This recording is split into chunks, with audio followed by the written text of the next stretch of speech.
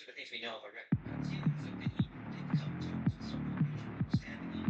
think we're going to have a good effing time today.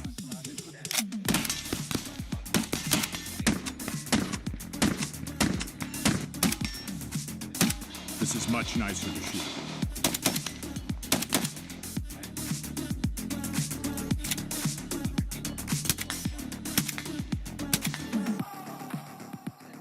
Hey everyone, James Reeves, TFB TV. I'm proud to be here at FN to show you guys the next generation of the SCAR. The SCAR platform, we know, was introduced in 2008, and it's funny because you don't want to say it long in the tooth. That wasn't that long ago, but I feel like this sector of the market has been moving at such a rapid pace that now it's time to introduce some upgrades. And that's what we have here today with the next-gen version of the SCAR. Ben, thank you for being on the program. Thank you for joining us. Ben, you have been with FN since 2008, correct? Did I get that right? Correct. Yeah, and what's your title? I'm the Senior Product Manager for Commercial SCAR Rifles here at FN. Okay, yeah, and we're excited to have you. So give me the rundown about the improvements that have been made to the next-gen SCAR.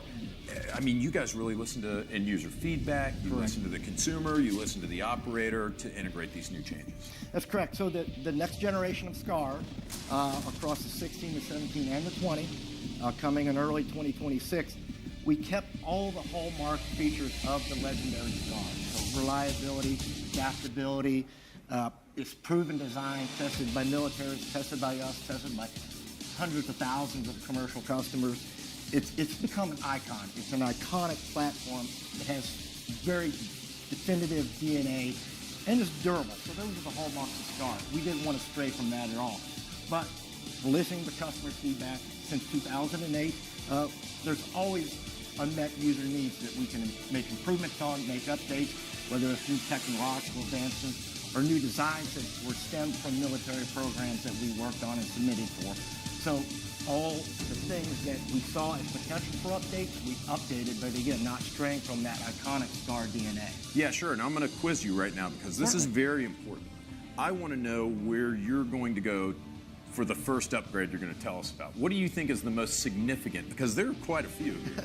I think the most significant upgrade is the two-piece buffered bolt carrier. So there's a two-piece bolt carrier, and you can see they're separated. There's a hydraulic buffer, and you can see we partner with Kinshot on that. Hydraulic buffer is pinned in place, and this is good to go backwards compatibility into a Legacy. And unfortunately, you have to shoot it to fully appreciate it. We can tell you about it all day long. It's a buffer bolt carrier, reduces impact velocities on the moving parts assembly, reduces felt recoil. Until you shoot it, then it's like the light goes off. This is an incredible advancement. This thing is extremely light recoiling. I mean, you guys just saw us whap on the, dabbed on that steel like 10 times in a row. Just whap, and it's just not moving. And it's an interval buffer on the bolt carrier body. And the bolt carrier is now two pieces. That gives it a modular bolt carrier. The front of the bolt carrier arm is non-recip like the Legacy is today, but it now allows for modular bolt carriers. You can switch to a reciprocating charging handle if you so wish, just like changing out the front rail of the bolt carrier. Right, for the viewers out there who don't know what exactly that means, reciprocating, you've got the charging handle moving as you fire the gun, similar to like what you'd see on an AK-47, where the non-reciprocating, it stays in place and you move it whenever you need to charge the gun, just so everyone picks up on that. Now, if I can be blunt, I remember hearing, of course I've never experienced it, but people say, oh, well, the recoil from the SCAR Heavy can damage your optics. First of all, is that urban legend, or is this like a change that was implemented maybe to address that? The changes we made were to address the urban legend, and we've done a lot of research on recoil impulses related to the SCAR 17, SCAR 16, and the SCAR 20 as well, just because we determined if there is a recoil impulse that could be causing potential damage to optics. We came away with nothing definitive, but we were also developing the buffer technology on a military program for felt recoil. We found that it will obviously buffer the rearward motion because it slows that rearward impact on the back of the receiver through that hydraulic buffer. But then being two-piece going forward, those two pieces act like train cars, and they will slow the forward stop of it slightly over a little bit more time. So it being two pieces adds to that buffering on the forward stroke. Right. So the optic issue basically stopped using Amazon.com optics. Really, but you know, if you can reduce the recoil while you're at it, then just go ahead and reduce the recoil, and that's what you've done here. Yes. So, and we have also skeletonized bolt carrier bodies substantially, but as it turns out, that allowed for the weight to go back in as this very innovative hydraulic buffer. yeah, and funny enough, if I remember correctly from the presentation earlier, totally interchangeable. So I can take the next gen bolt carrier group with the hydraulic buffer and everything and drop it in the Legacy if I want to. Yes.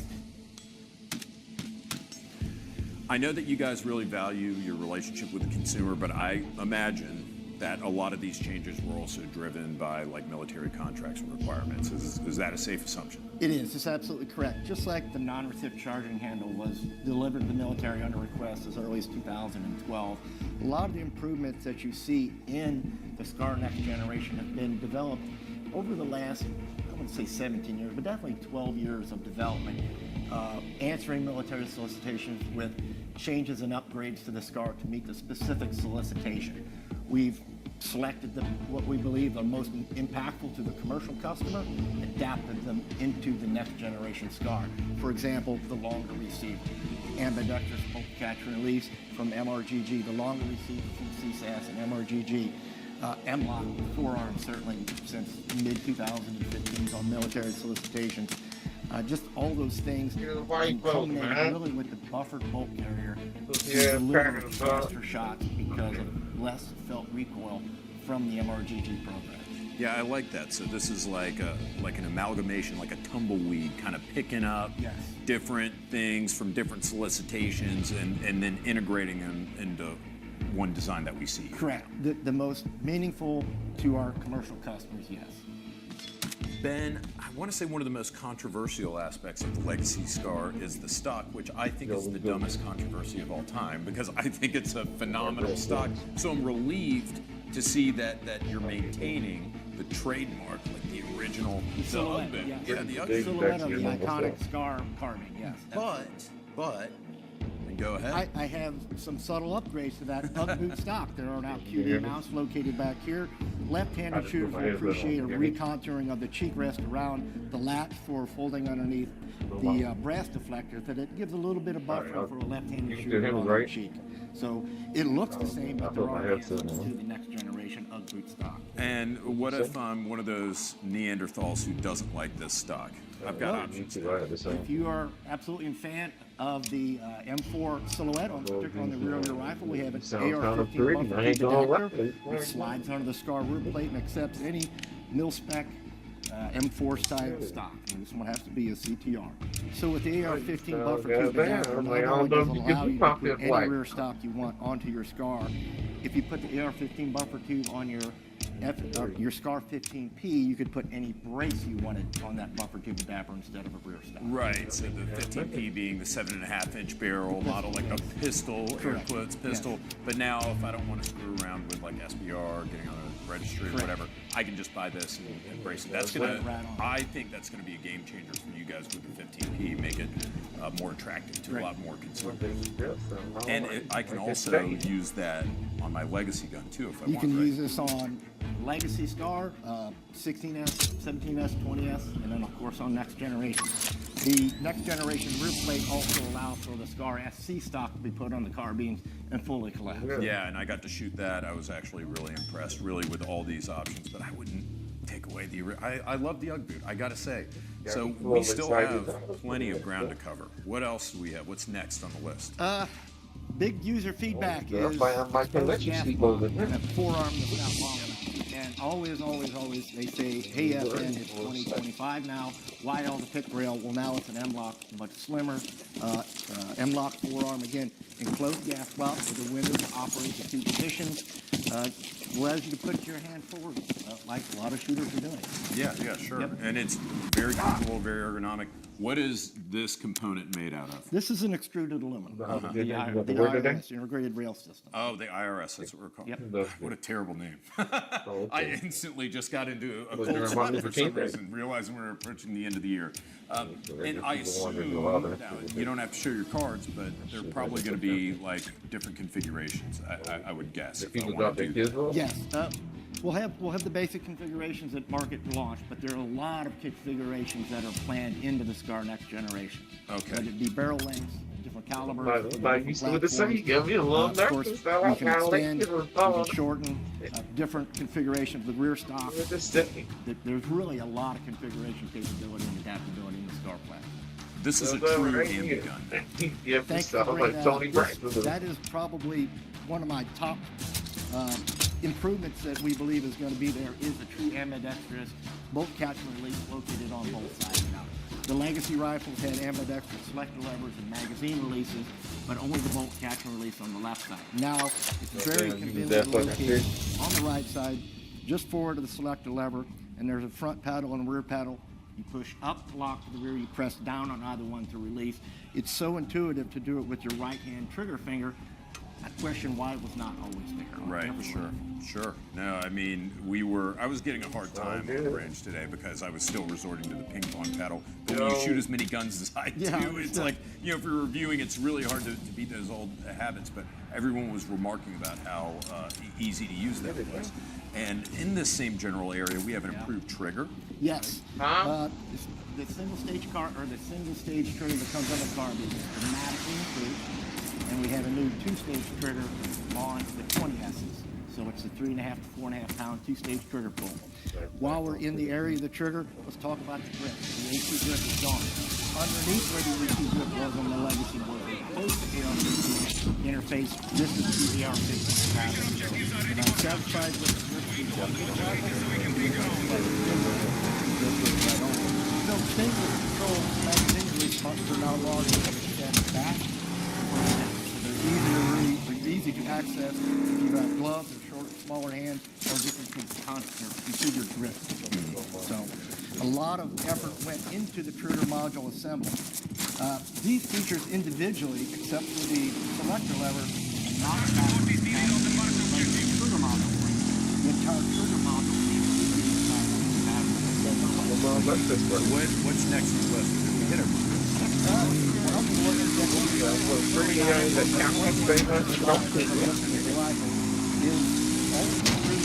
We got a 6x back man. With the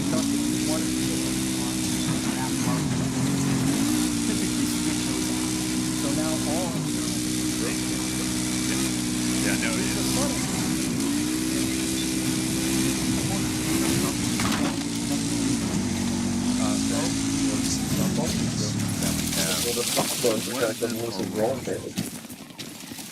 like I said, talked about the bolt carrier. And the The hydraulic. IRS by itself will not be because it has a different receiver shape that interfaces with it. The rear plate is backward compatible. The trigger module assembly is backward compatible. Selector levers by themselves are backward compatible. Ryan, come here, check this out. A lot of these components that were upgraded that you can't see, a lot of those are backward compatible. So there's a lot of internal components that aren't. There's also a lot of internal components in the next gen rifle that didn't change because we didn't see value in changing them just for the purpose of changing. just for the If sake there of was being a different. meaningful improvement in a upgrade, we certainly did that. Yeah, and I mean, the price has got to be significantly different between the two rifles with all these upgrades. When the next generation rifle comes out, it will be priced essentially the same as the legacy was. But the value is getting now, the new next generation rifle with all the upgrades, the value proposition is much stronger now in the next gen. Oh, okay. Just to make sure I'm understanding this clearly, there's not going to be like a price hike. They're going to be it is going to be priced the same as the legacy one. We'll say they're price neutral to the legacy. Got it. Price neutral is like. I mean, that to me is pretty impressive for everything that you're bringing to the table here with this new version. When's it going to be out? When can actually? Release is at SHOT Show, or the announcement is at SHOT Show 2026. So yeah, you're getting more accessories. Not only are you getting all these upgrades to the base platform itself, but you're getting some accessories that weren't previously included, along with like whatever, like 6 different safety selectors, right?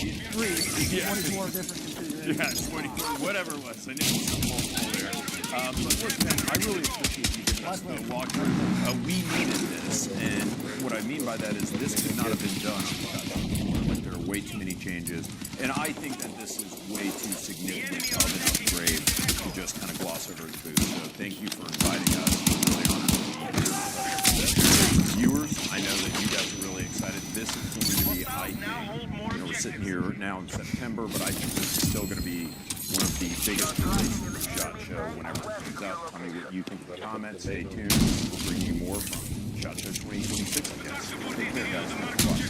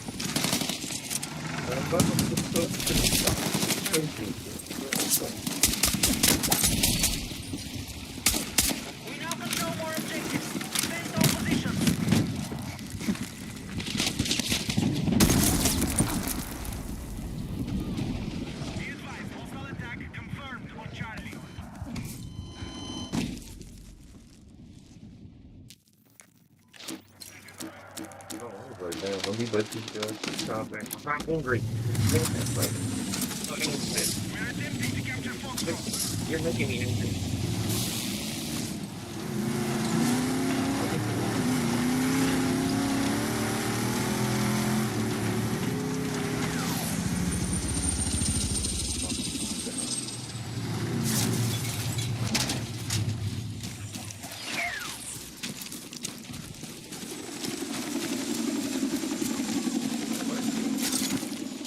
Well, I got my dental.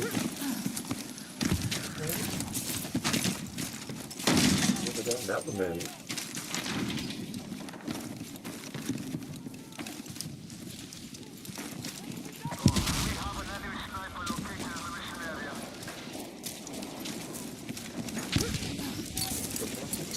Let's put the fire on. Wood on the fire.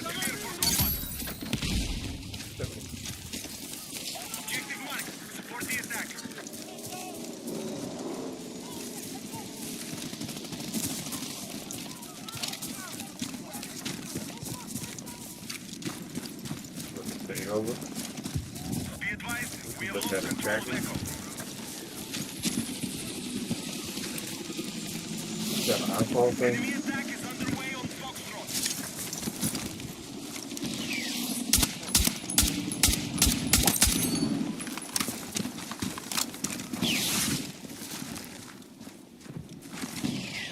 Our forces have neutralized Delta.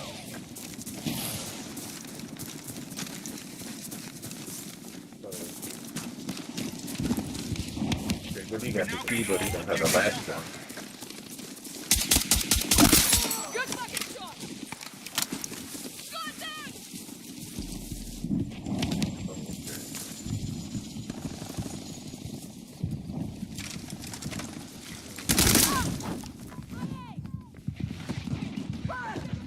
Oh, the jump was wasn't like the big thing. Attention, we need to defend the marked objective. Come on!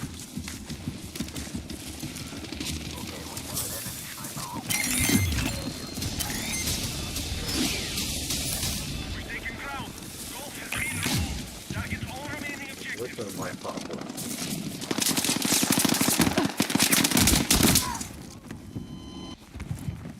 Probably. Don't like that. I don't like pop up. I don't pop up. I want it.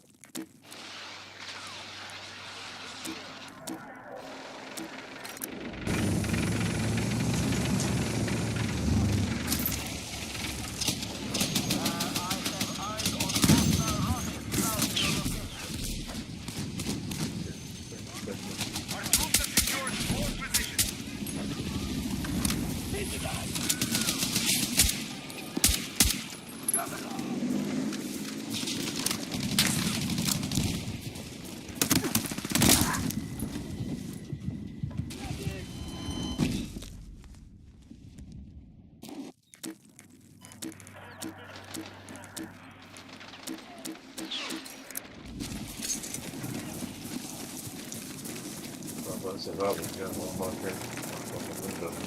Be advised, hostile troops have secured more objectives.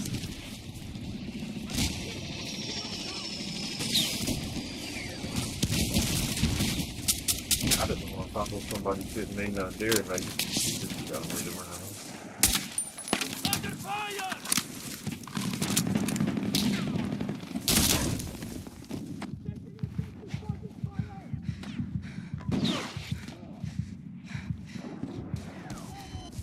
So I hope that he might have company.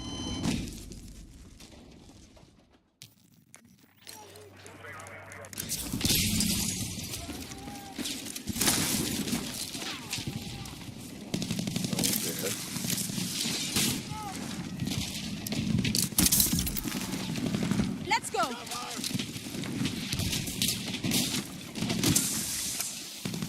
We have secured more objectives.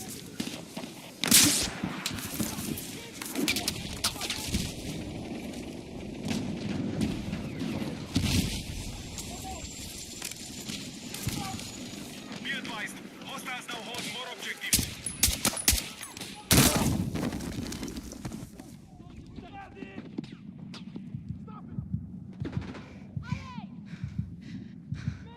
We're engaging objective Echo. I got definitely need to go down. Yeah, well. And CP, again, what? Echo has been neutralized.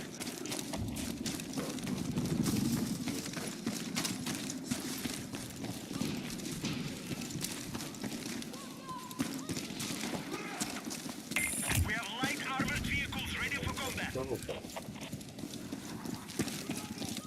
We are engaging objective Charlie.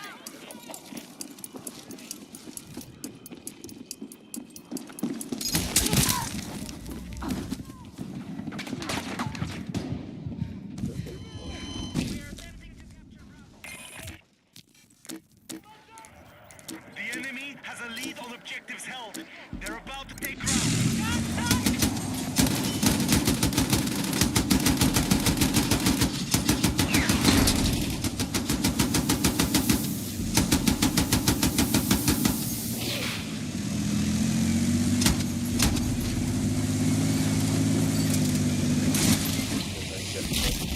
Contact, enemy tank!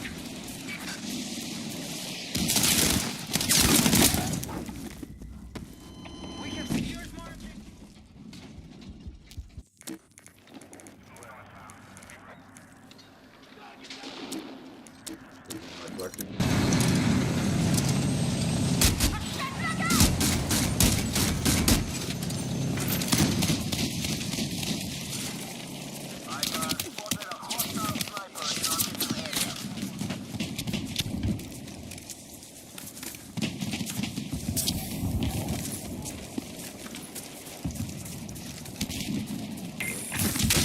Aircraft fueled and ready. Pilots are clear to engage. Goes on.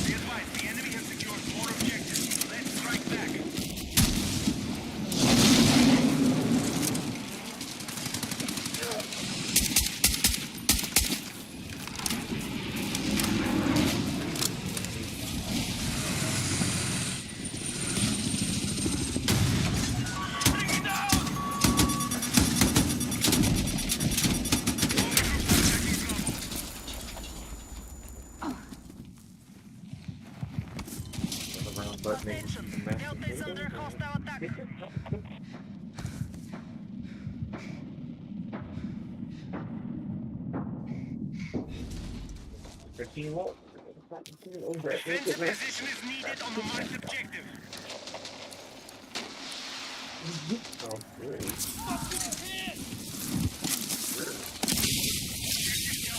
Secured by hostiles. Let's go! Aircraft field is ready. Pilots are clear to engage.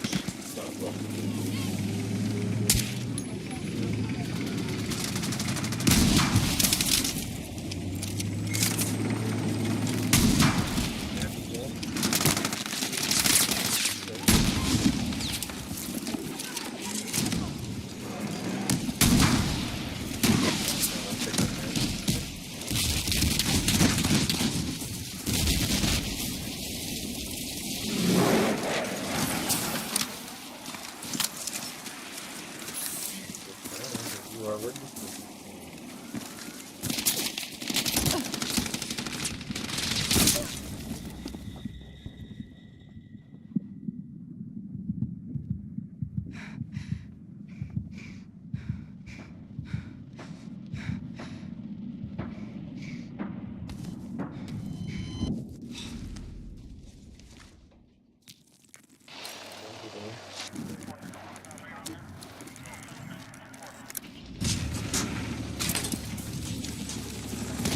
Engaging objective Charlie.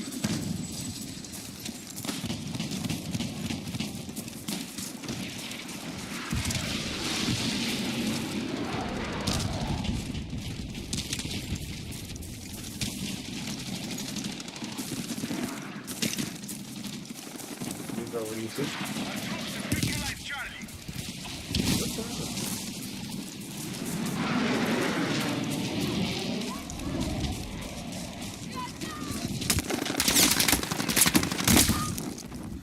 The enemy holds more objectives. They will take ground if they maintain it.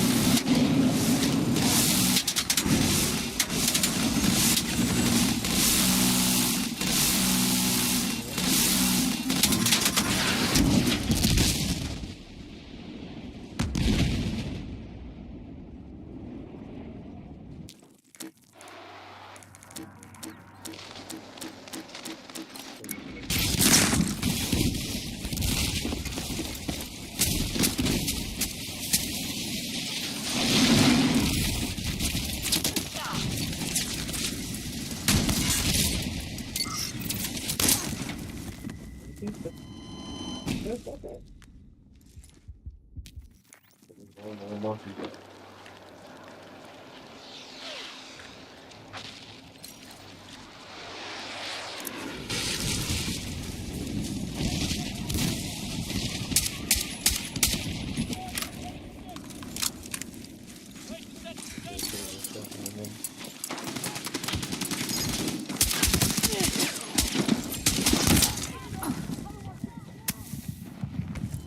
enemy are attacking Echo.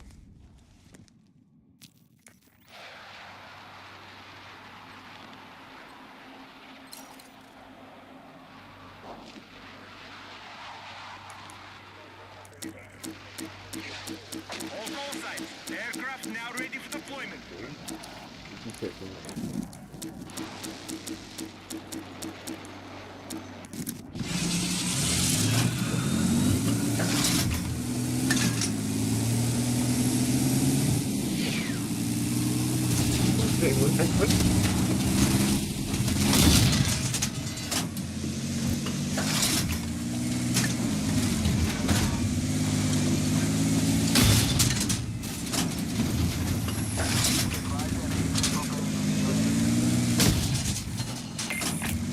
All forces in neutralized Delta. Aircraft fueled and ready. Pilots are cleared to engage.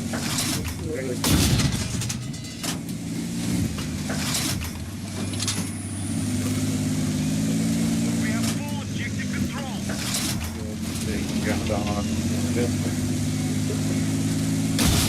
Attention, Delta is under hostile attack. We need to defend the marked objective.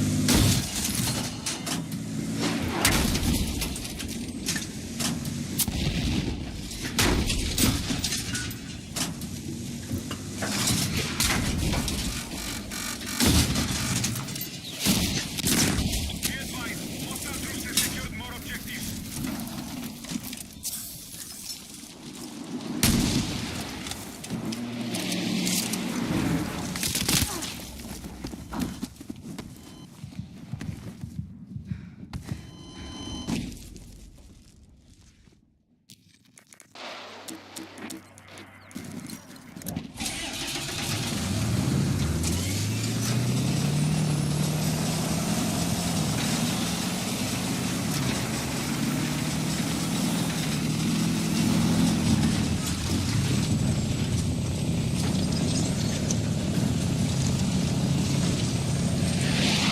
Our troops are attacking Delta.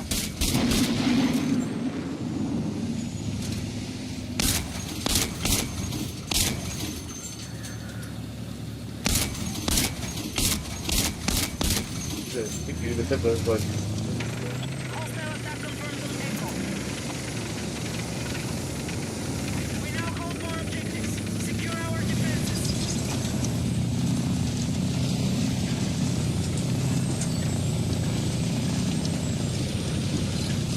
Be advised, hostile troops have secured more objectives. Defensive position is needed on the marked objective.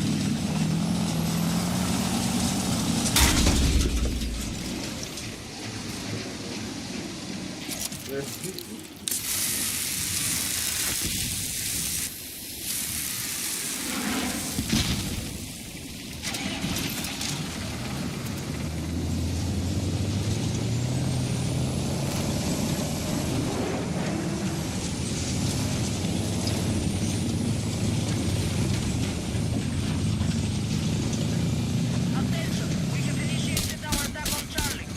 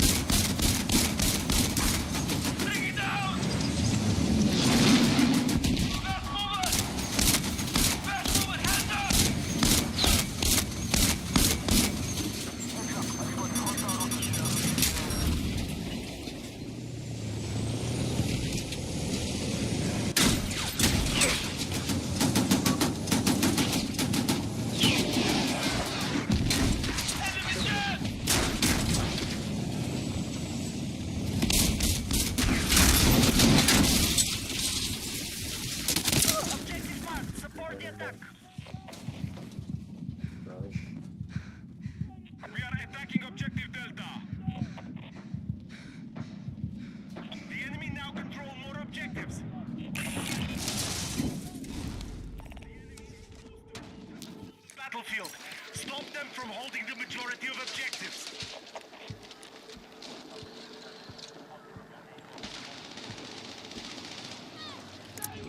Rick. Right?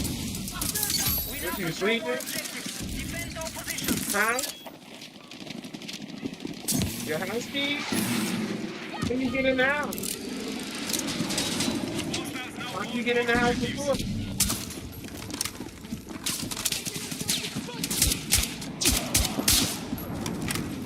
One of your roomers did something.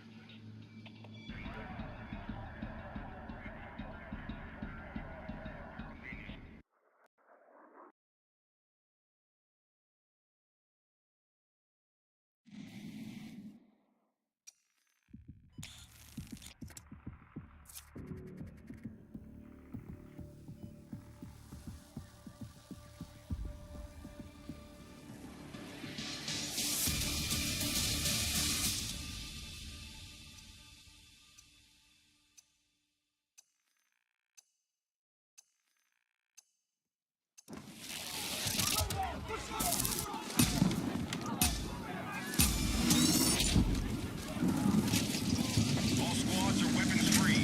Hold more objectives than the enemy to take ground. Let's go.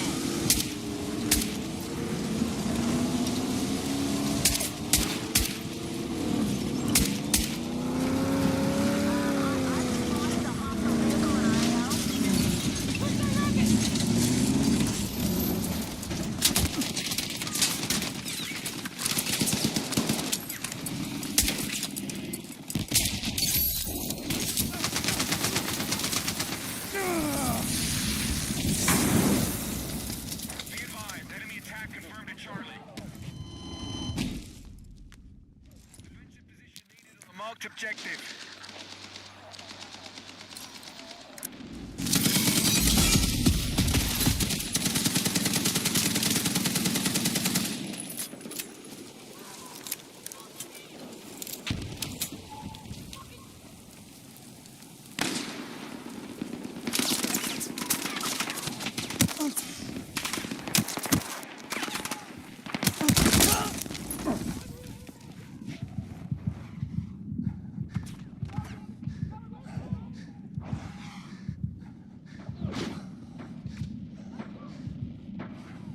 Be advised, Charlie is under attack.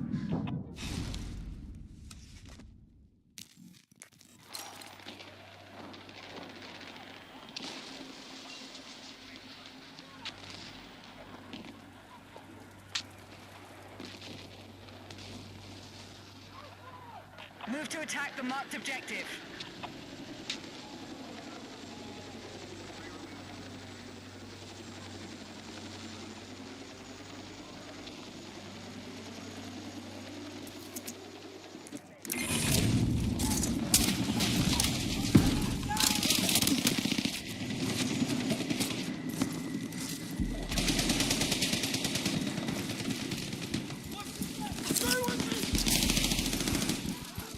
Objective Alpha has been lost.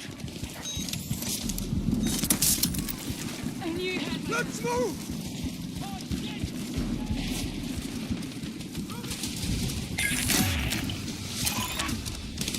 Be advised, you've lost ground to the enemy. They've taken objective Golf off the map.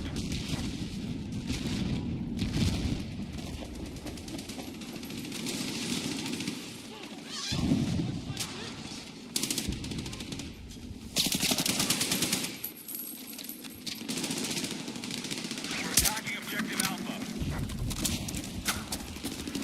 Kind of.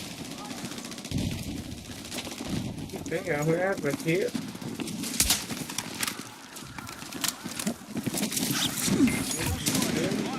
No. Ready for deployment.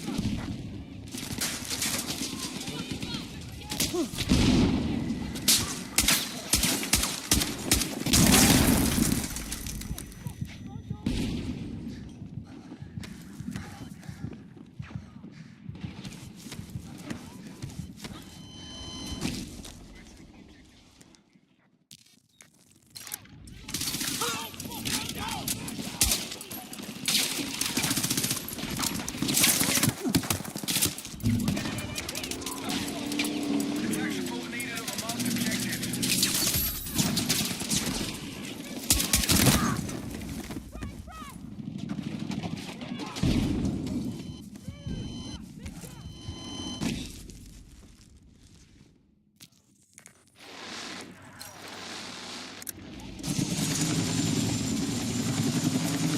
Be advised, hostile attack launched on Delta.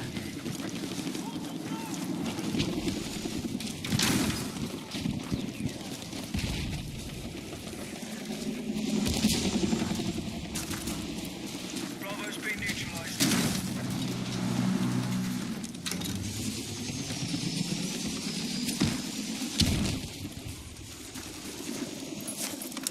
We have secured Bravo. The enemy has a lead on objective held. They're about to take ground.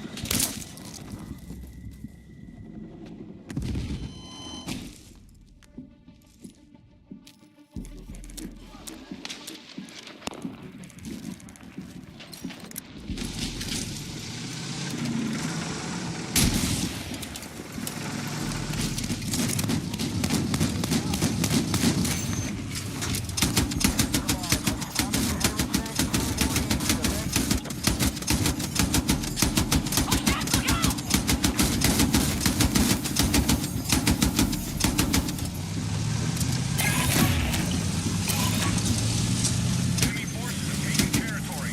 Foxtrot is off the map. Engage all remaining objectives.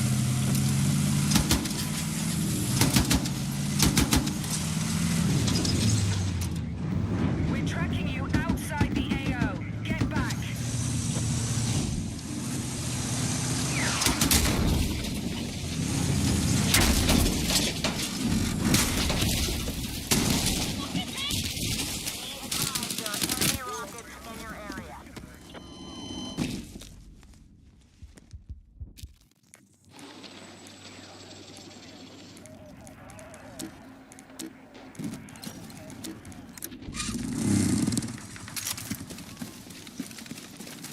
Our forces have light armored vehicles cleared for combat.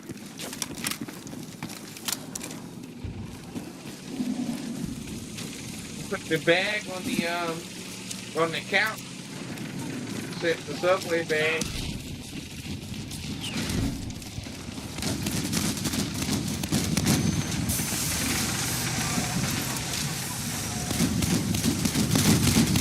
Think it fell out.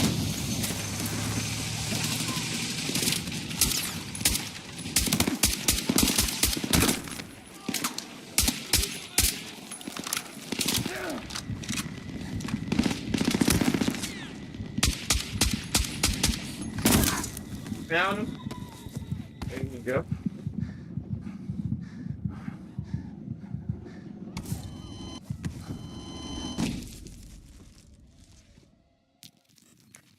Okay.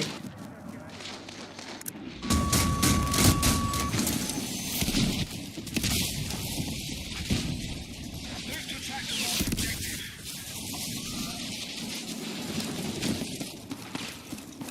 to try to help.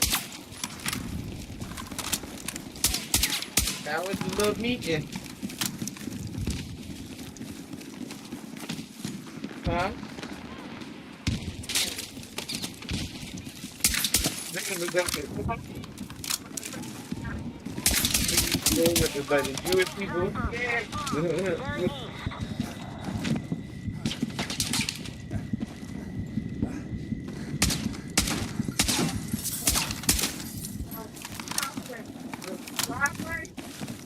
I remember.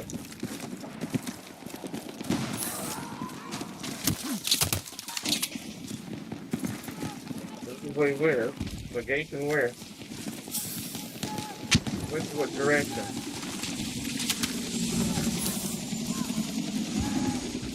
Okay.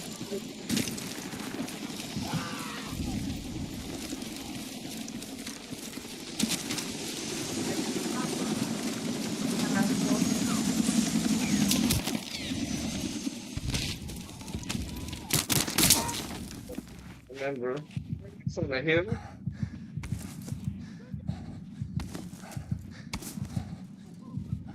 You know a lot of people on that street. Stop them from holding the majority of objectives.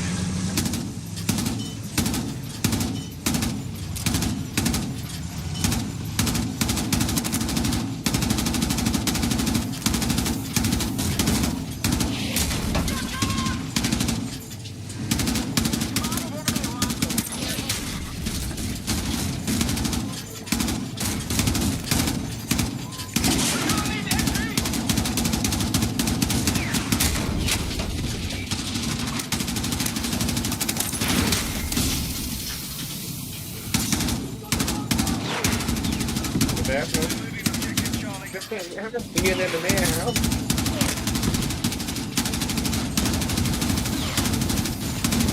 Must have the maid come cleaned up after you. I ain't have nobody see in my damn house. We need the right defense of the marked objective.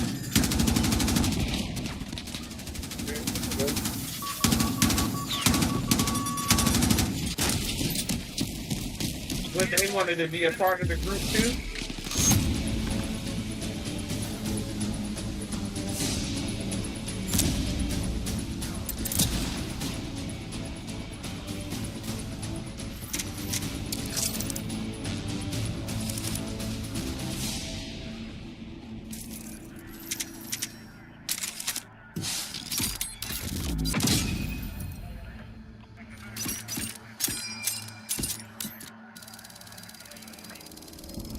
Right here, along the street.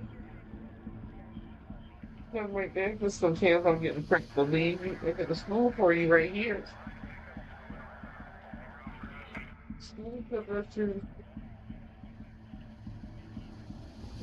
come on here in the office. We got a prep. Go for the plate. What's the thing? Let it go. Let it do it. So I say, we need to be running places. I'm like, I know, bro. I'm there.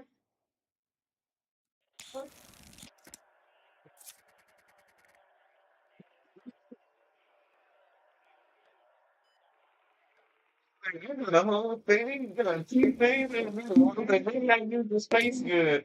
But I don't know. Huh? Yeah, I gotta sit on two. Keyboard, got a piano. Like, how the hell did they, I know she had like in the center. But then even then, like, bring the bathroom. All squads are weapons. Continuity. More objectives than the enemy to take ground.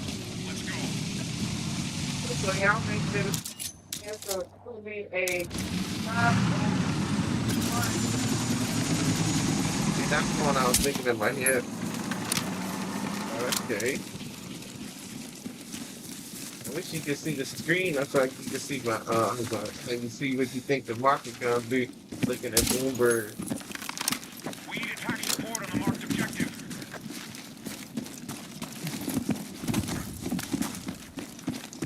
I don't know if he was here today. We taking objective goal. Yeah, he was dressed up. I don't think I doing. I can pull it up for you. He ain't saying nothing. Right? I don't know, but I mean, shit. At this point, we got to understand what the man plan is right now.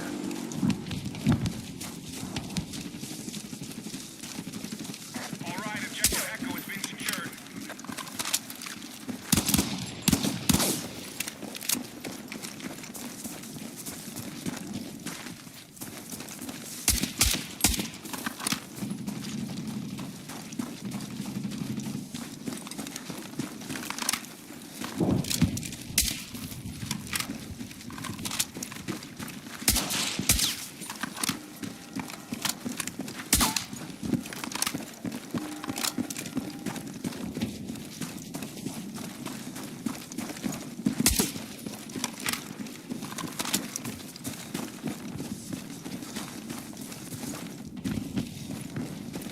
Be advised, defensive position needed on the marked objective. We currently hold more objectives. Our forces are close to taking territory. Okay, I've got eyes on an enemy vehicle, bearing west.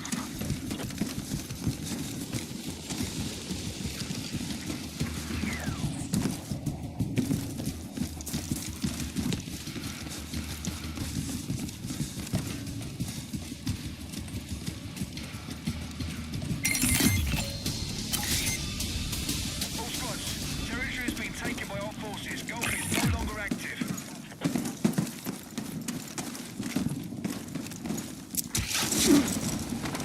Be advised, hostiles are attacking Echo.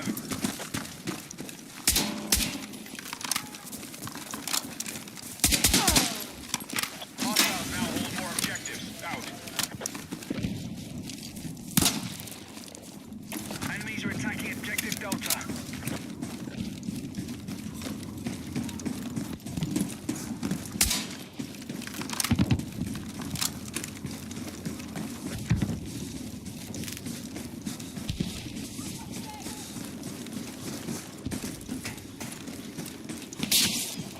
Attack support needed on the marked objective.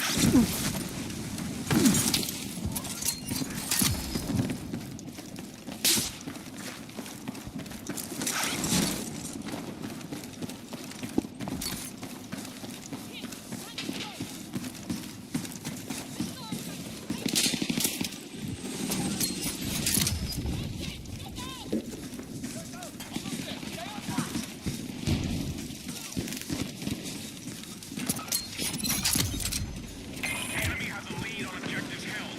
They're about to take ground.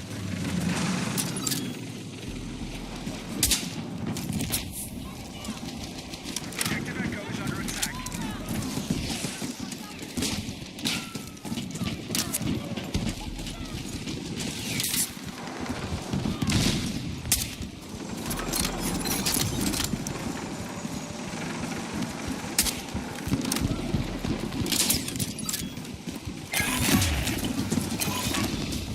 The enemy is just taking territory. Alpha is no longer a target.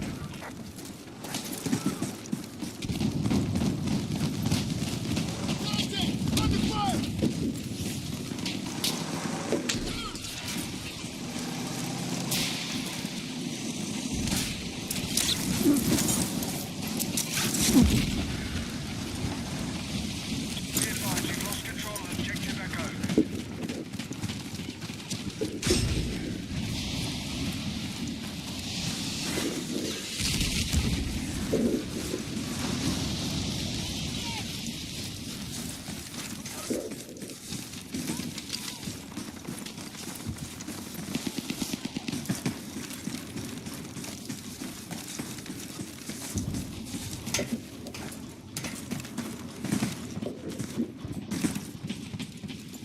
We are moving on Delta.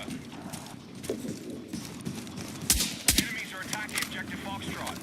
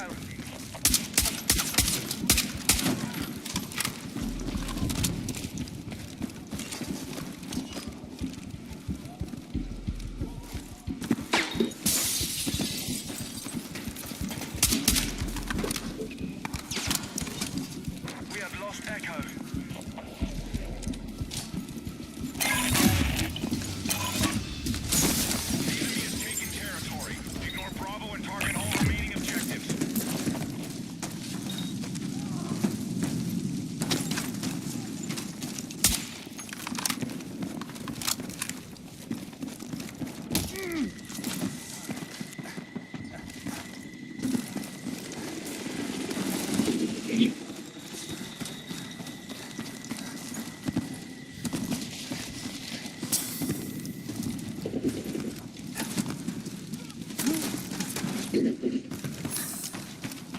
support needed on marked Ah. objectives. Man, oh, that damn fucking plane. Foxtrot has been neutralized.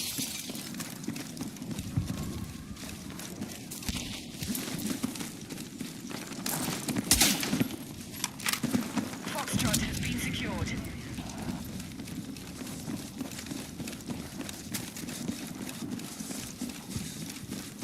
We're targeting objective Delta.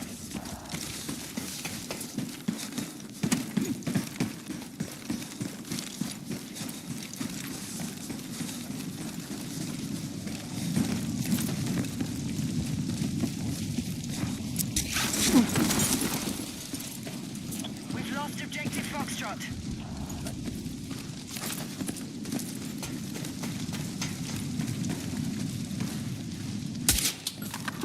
The enemy now controls Foxtrot. We've secured Delta.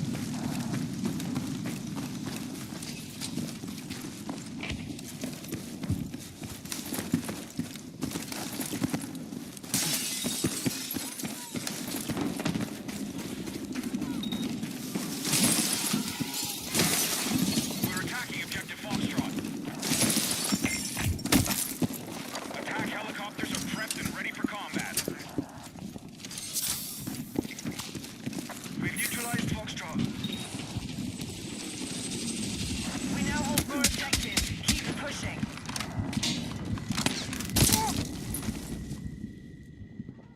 Be advised, hostiles are assaulting Echo. We need defensive support on the marked objective. Be advised, we've lost control of Delta. Enemy down! Hostiles now control Delta.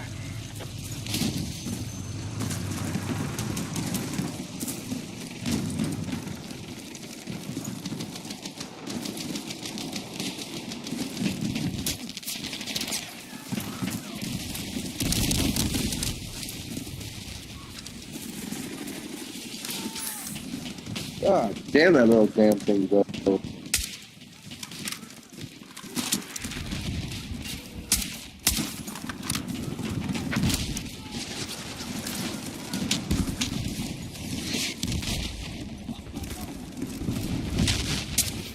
are moving on Delta.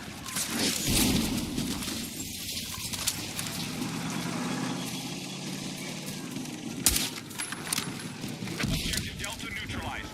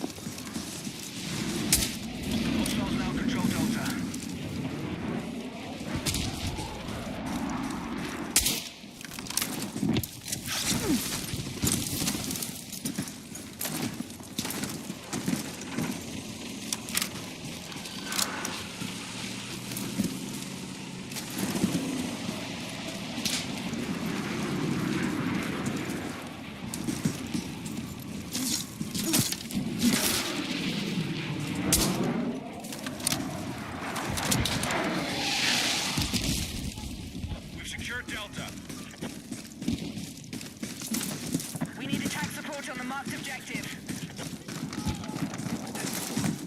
Our forces hold the majority of objectives. We're close to taking ground.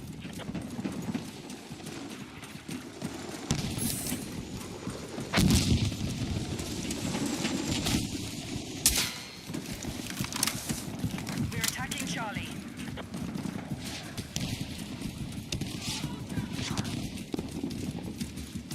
Be advised, enemy attack launched on Foxtrot.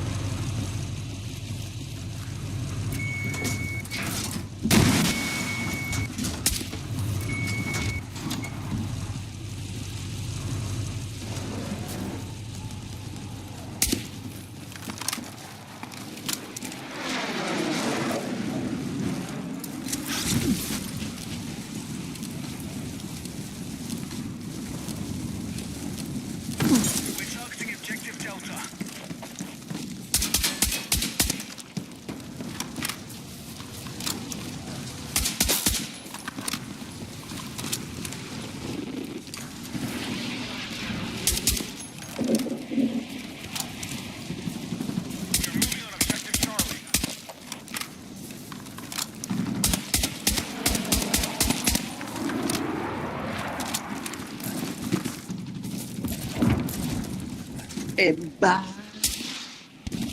Kung Fu Timber.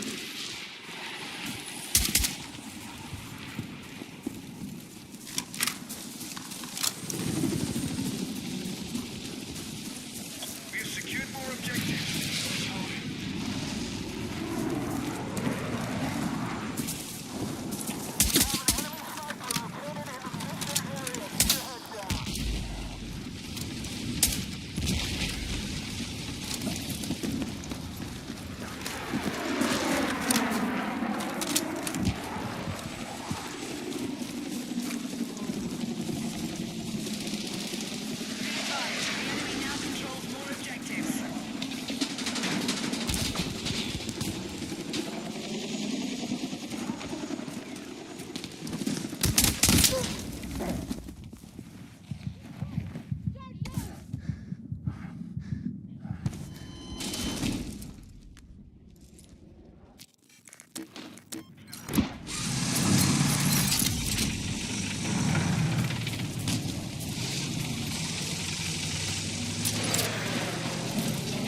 Be advised, objective Echo is under attack.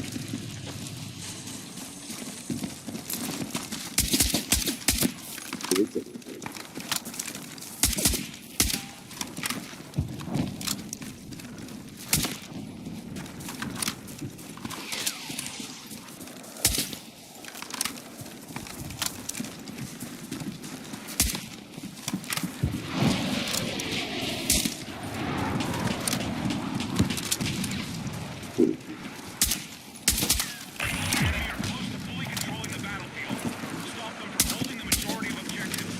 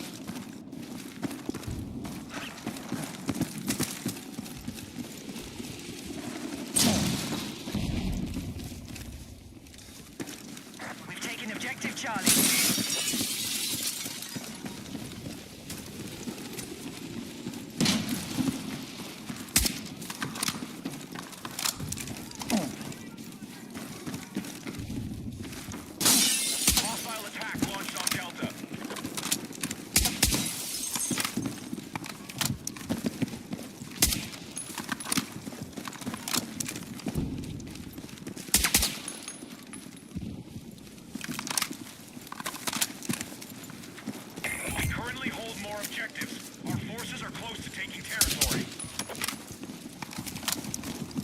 We've got an enemy sniper located in the AO.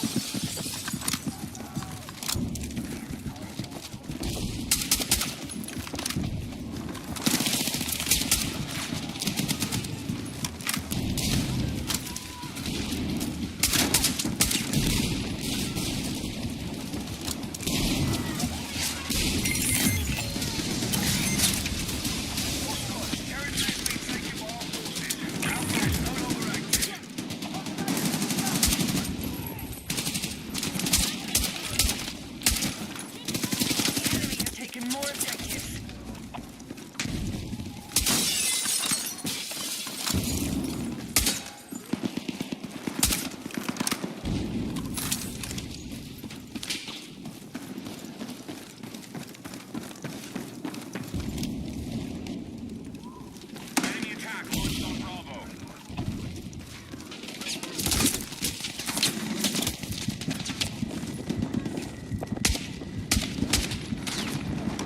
Objective lost. We need you supporting the attack.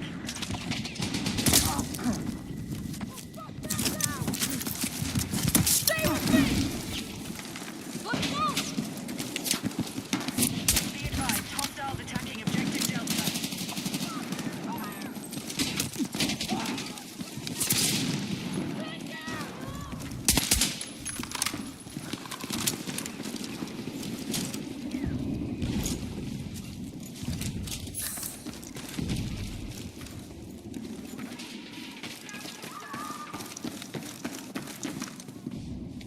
Be advised, enemy launching on Bravo.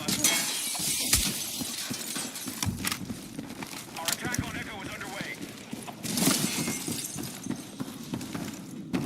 Be advised, the enemy holds a majority of objectives. They're close to taking ground. Our forces are hitting Delta.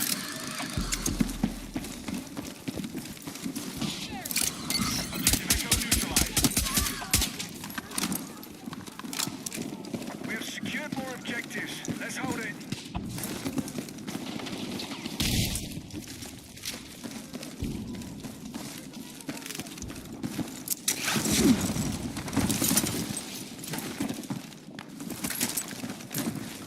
Marked objective under threat. Let's defend the position.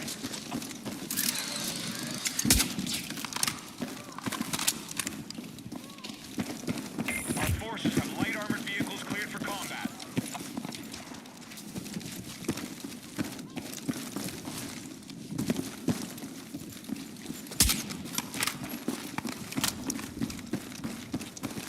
We've got control of objective Gulf.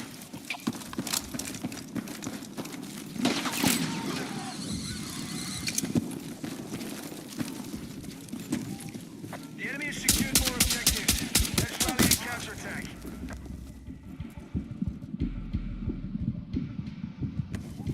Enemy attack confirmed at Echo.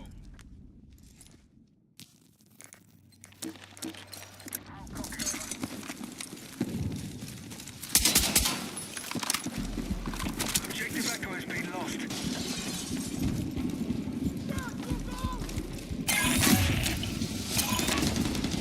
The enemy is just taking territory. Gulf is no longer a target.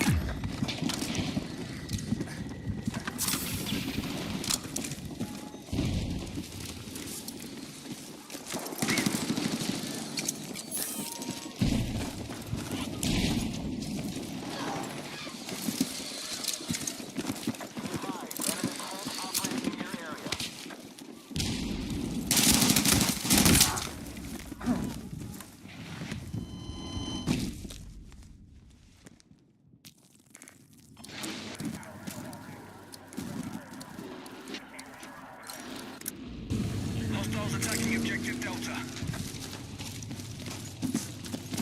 Our forces control more objectives than the enemy.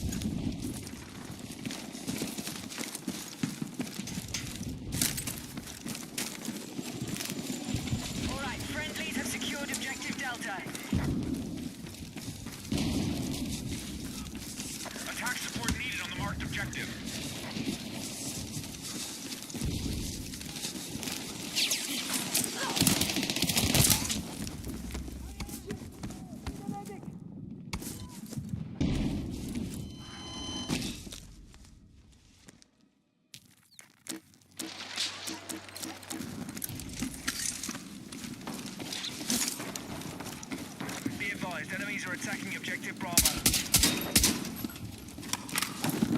We no longer control objective Delta.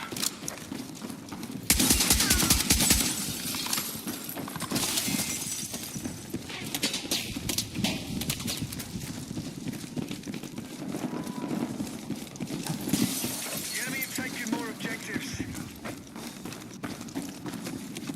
Our attack on Echo is underway.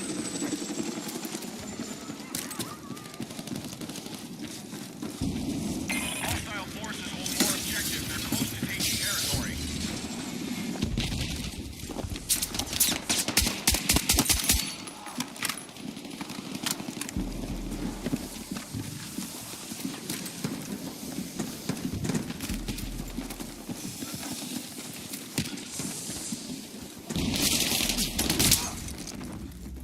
Attack support needed on the marked objective.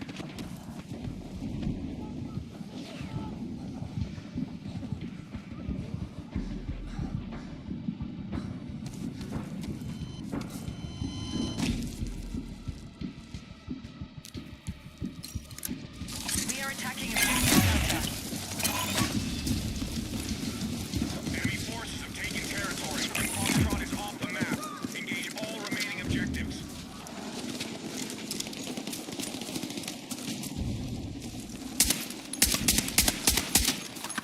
Objective Echo is under attack.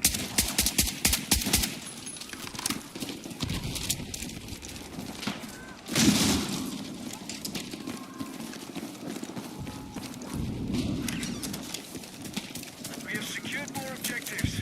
Let's hold it. Friendly to secured objective Delta.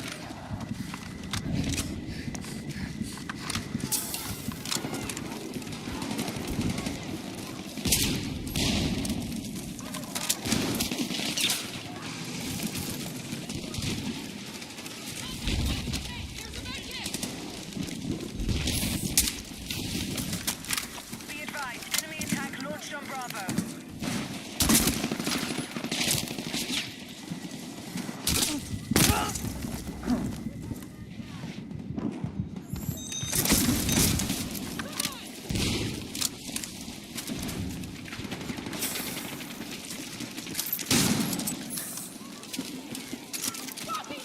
Be advised, hostiles attacking Bravo.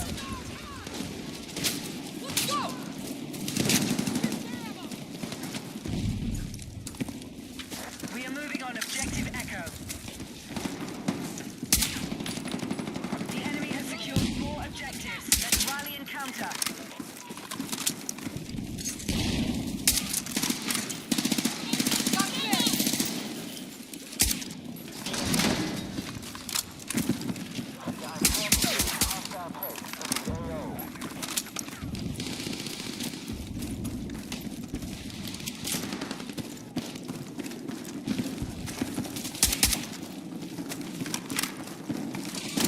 Our attack on Echo is underway. Attack helicopters confirmed. Pilots are ready to deploy.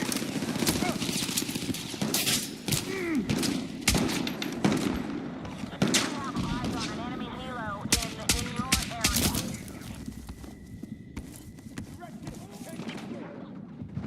Be advised, hostiles attacking Delta.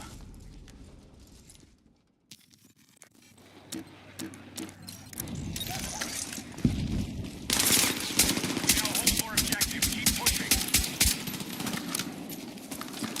Marked objective under threat. Let's defend the position.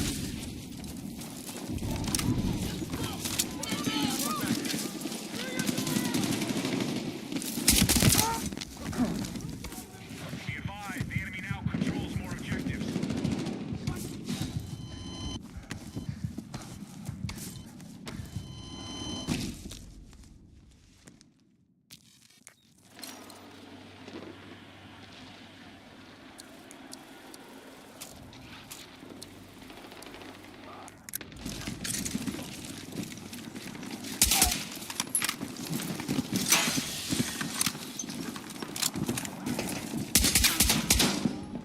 You're outside the combat area. Return ASAP.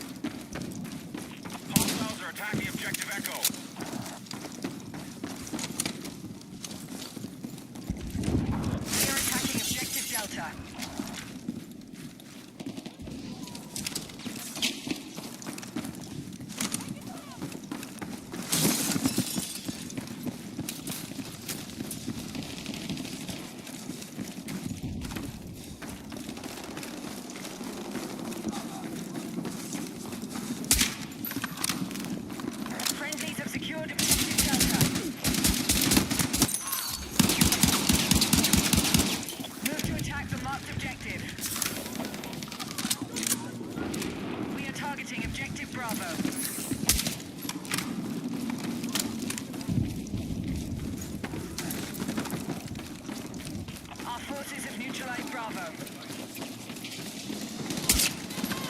right, we have secured more objectives. Let's hold it.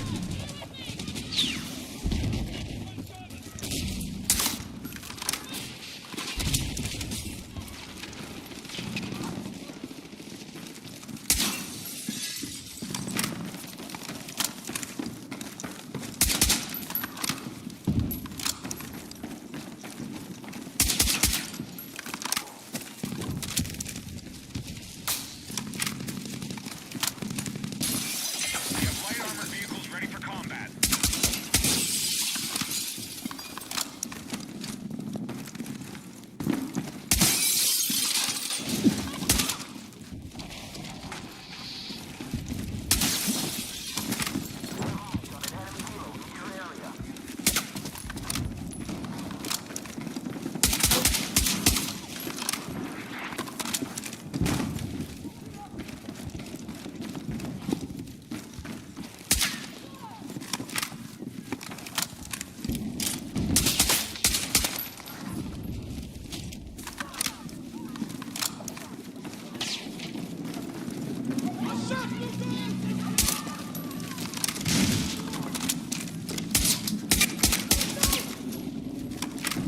Our forces hold the majority of objectives. We're close to taking ground.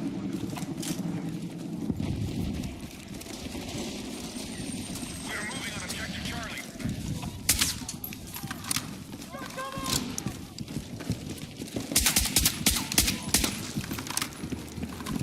Bravo is under attack. We've neutralized Charlie.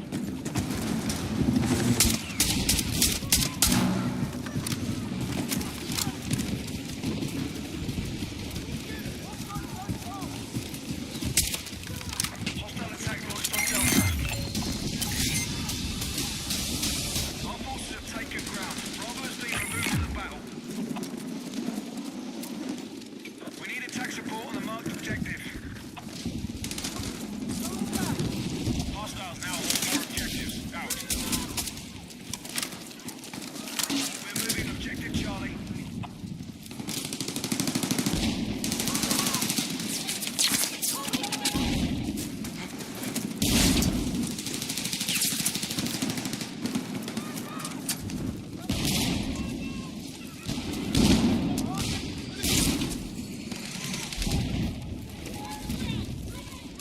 Objective Charlie neutralized.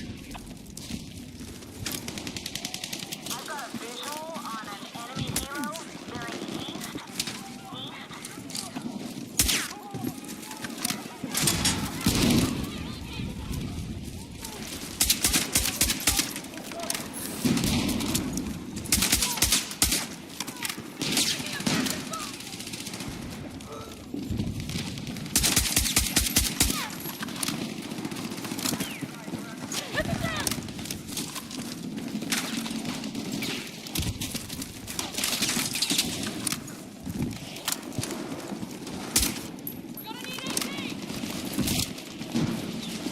Our forces have heavy armor cleared for combat. Be advised, enemies are attacking objective Delta.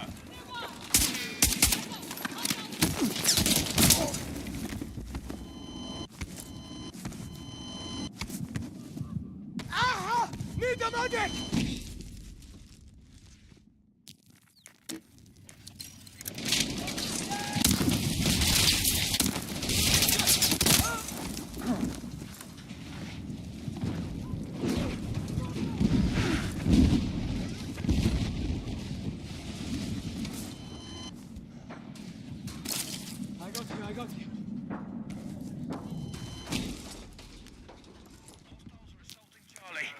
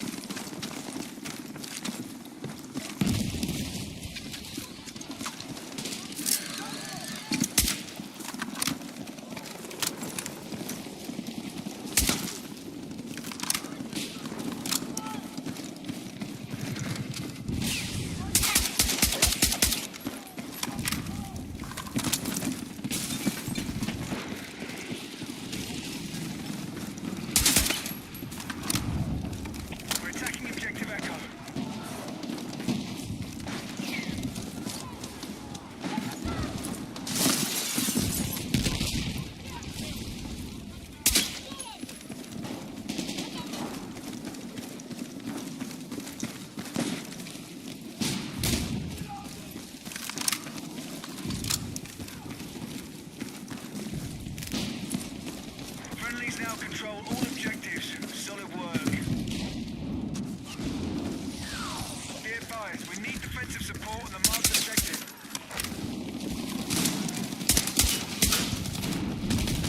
We're about to take full control of the battlefield. Stay on target.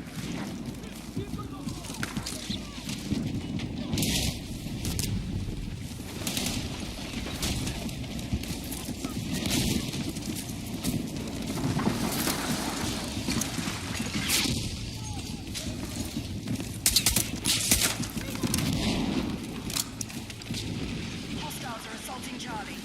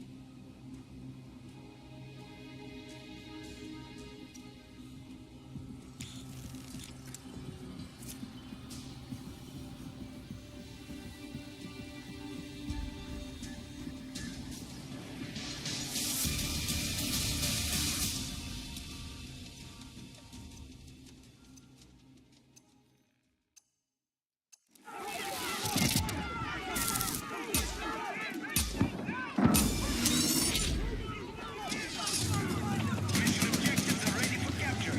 We need to hold the majority so we can take ground.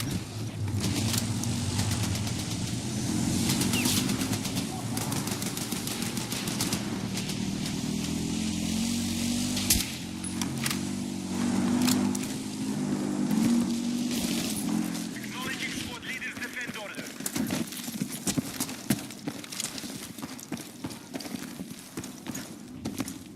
We have secured Charlie.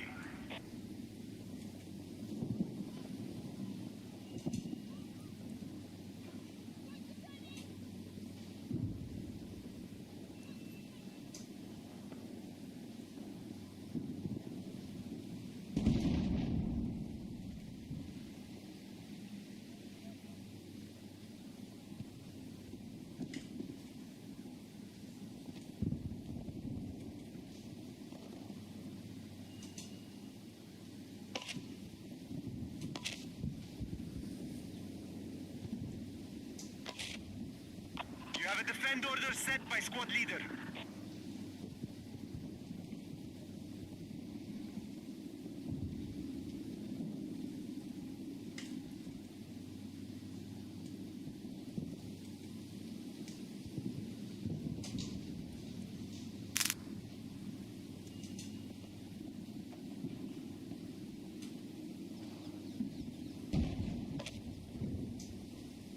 Our forces hold the majority of objectives. We are close to taking ground.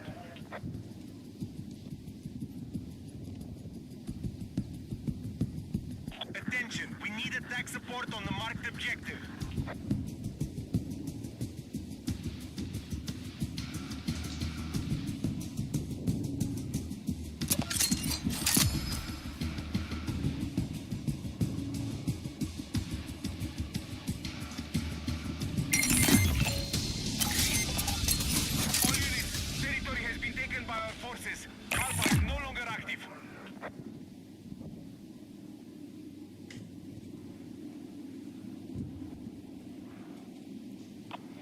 are attacking Objective Charlie.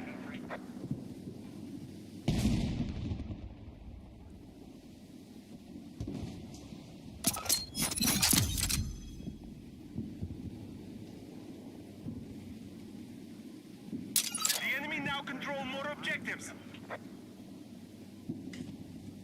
Confirming attack order.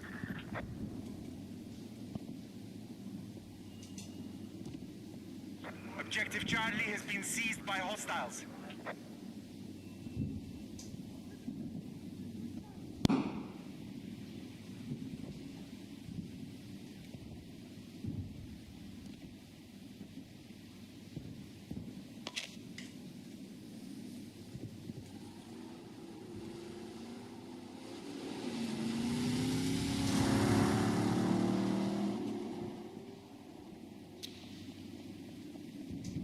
Our troops are attacking Bravo.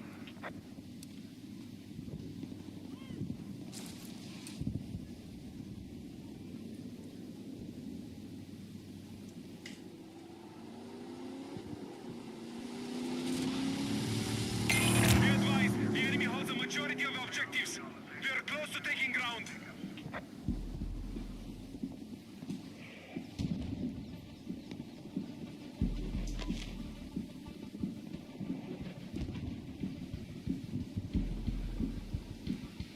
Objective Bravo neutralized. You have an attack order. Our troops have secured more objectives.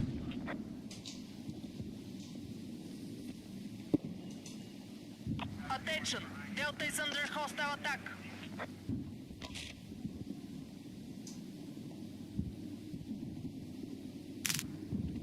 All right, Objective Charlie secured.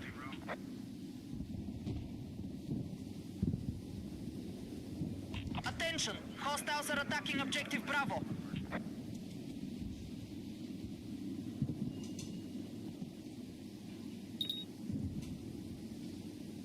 Attention, defensive position is needed on the marked objective.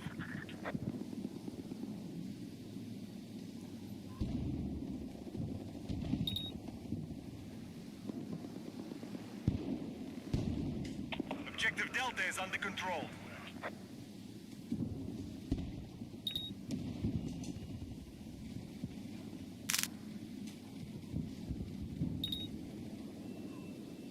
We no longer control Charlie.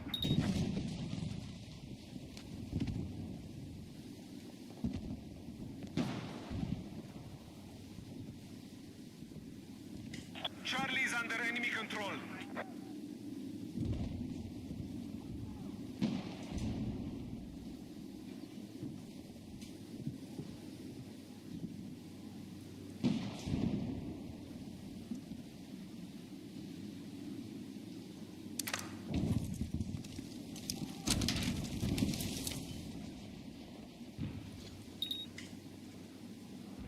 The enemy have secured more objectives. Let's strike back.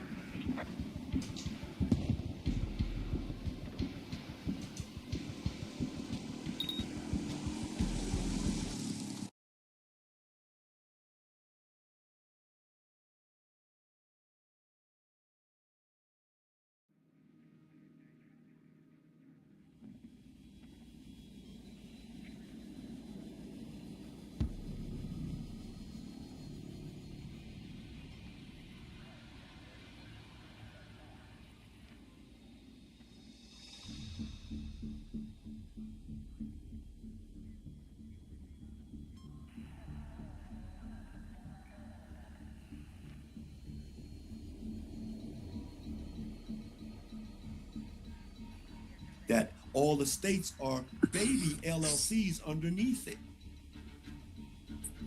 They're corporations. The people are corporations. The cities are corporations. They're your corporation. Yes, sir. Mr. Whitehead, Yes, sir. would you be so kind enough? I don't mean to jump the whatever. Can I ask a question? Because I've been Yes. had my hand up. Okay. All right. Thank you, sir. As a capitalist, first of all, would you capitalize on Afrobeats, what it's doing to the world right now? Afro beats. Yes. But while you think about that question, Well, it's kind of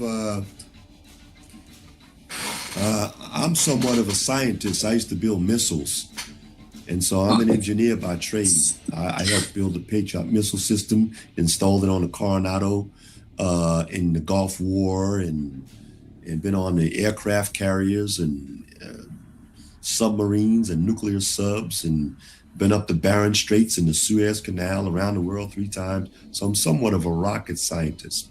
So in being that, this isn't rocket science. Money is baby talk. Mm-hmm. But in your comment, this may be out of the realm of what you're talking about, but I think it isn't. I think it's a part of the nucleus of what you're saying. So music or sound deals in chakras in your body. Chakras are the things, the organs that run your body. And so 7 of them. You have a heart, you have 2 kidneys, you have your organs, your liver, and those things are your chakras. And they are the number 7. It's 7 of them. And then there's 7 colors of the rainbow. And then there's 7 major sounds. And then there's 7 major, mathematically, 7 major planets. So keys. Planets. There used to be 7, they made it 9. Now they found out that Pluto is not a planet. So they're going back to 7. So they all line up, every one of them, to 250 Bible tones mathematically in engineering. So there's no difference in what you see in space. So is above and so is below. So there's no difference in what you're made up of and what the universe is made of. Universe here, split, right universe, left universe, hemisphere, brain in your head, and then there's a universe that you see up there.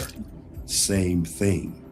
And they all are made up of 250 Bible tones as far as music. And so if you hit a piano tuner, a fork, and hit it, and hit a note, as in C, you hit the note, hit the piano, put it on there, and you'll Bible tone and make a C, the vibration.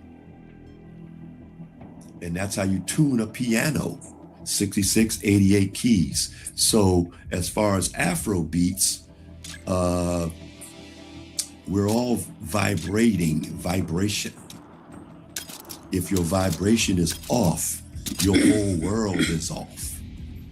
That's correct. So I think, not to go too deep into it, is that I think Afro beats, which is like the origin of sound. You used to couldn't sing a song 6,000 years ago unless you had a reason to sing a song or play an instrument or make a sound, because it was therapeutic. That's true. If you wanted to heal somebody, you would sing certain tones and put your hand on them in certain ways and heal them with the Bible tones. And so now we just sing songs for, for pleasure. The heavy bass makes you want to party and make babies. And the upper sounds make you contemplate. Okay? So they realize that. So that's how they play the games with your head. Right? So the answer to your question is I think the Afro beats is very, very important, if that's what you're alluding to. Okay, perfect. Now, you're deeper than I thought, but that's good. I want to bring you to my podcast. I have a podcast called Enhanced Perception, but I'll do it the right way. I spoke with Misty earlier, who directed me to Gabe, Misty gave me is it Lowita's email to send her whatever offer I have. Lowita, yes, which I will do. So I'll what send is- you an elaborate. What is your? How many people are involved in your podcast? Two, No, it's 20? I am the founder and because that's my space. Is I'm a life coach. I'm into mindset and enhancement of your perception. So, but I'll give you the details. I'll send you my bio, send you everything the proper way. For now, I was blown away when I heard we don't do business to get money. We get money to do business. That just did it for me. When I heard that, it changed my life. I went and bought 2 companies. I guess I did it so fast enough. When I now heard you were saying don't buy Delaware companies, I'm like, oh my goodness. I bought one season age shelf company from Delaware. And I didn't buy an age company. I started a new company from Delaware. And today, I just got both of their EINs today. So do me a favor. I want to work. Ask me a question. What is the question? The question is that I want to grow. I want to work with you to get that money from the 100,000 to the 500, then scale to my micro and my macro. Can I work with you even though I didn't buy the corporation from your company?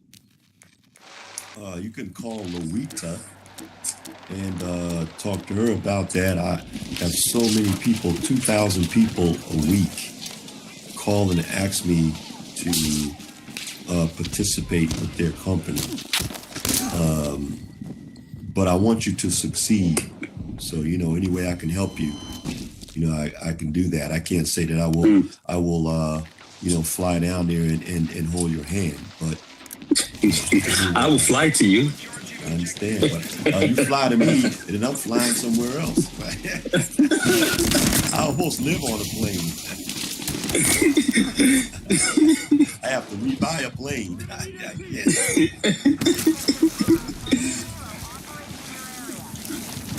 So get in touch with Lowita, and we'll see what the podcast is about and what else you want to discuss. Okay, sir, I would do that. Now, bank statement guarantee, LOI guarantee, proof of income. Can those be used as guarantees when you are going for this funding? Instead of me personally being the PG for the corporation. What's a LOI?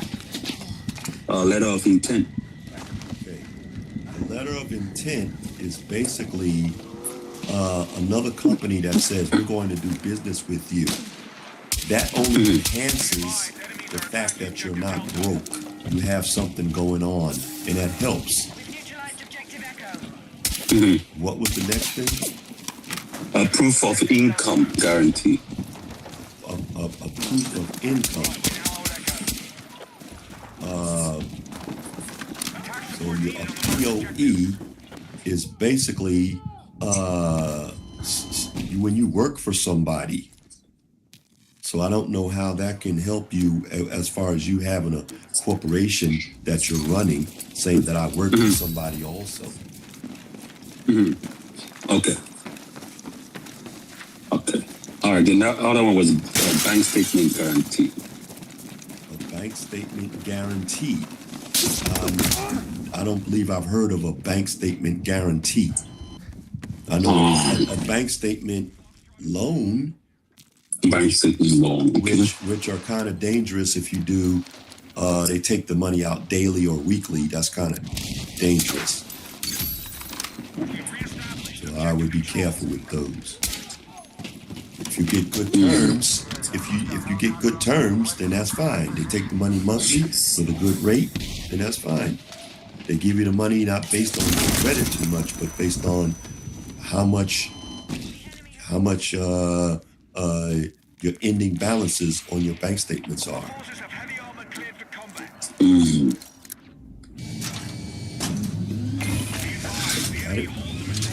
Right.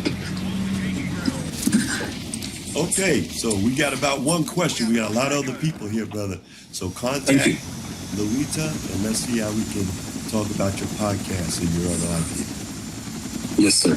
Okay, how about Jerry Mendez? I haven't talked to you in a minute, brother. How you doing? All right, Mr. Whitehead, how are you? Got me up. Good. That's good. I'm trying to find out how many times can you PG a corporation at one time? Twice? 2 corporations, 1 person? If that's what you mean. Yes. Okay. That's all I had tonight, Mr. Whitehead. Good talking to you. All right. Talking to you too, brother. Let's see. Bree, what's your question? We're attacking Charlie.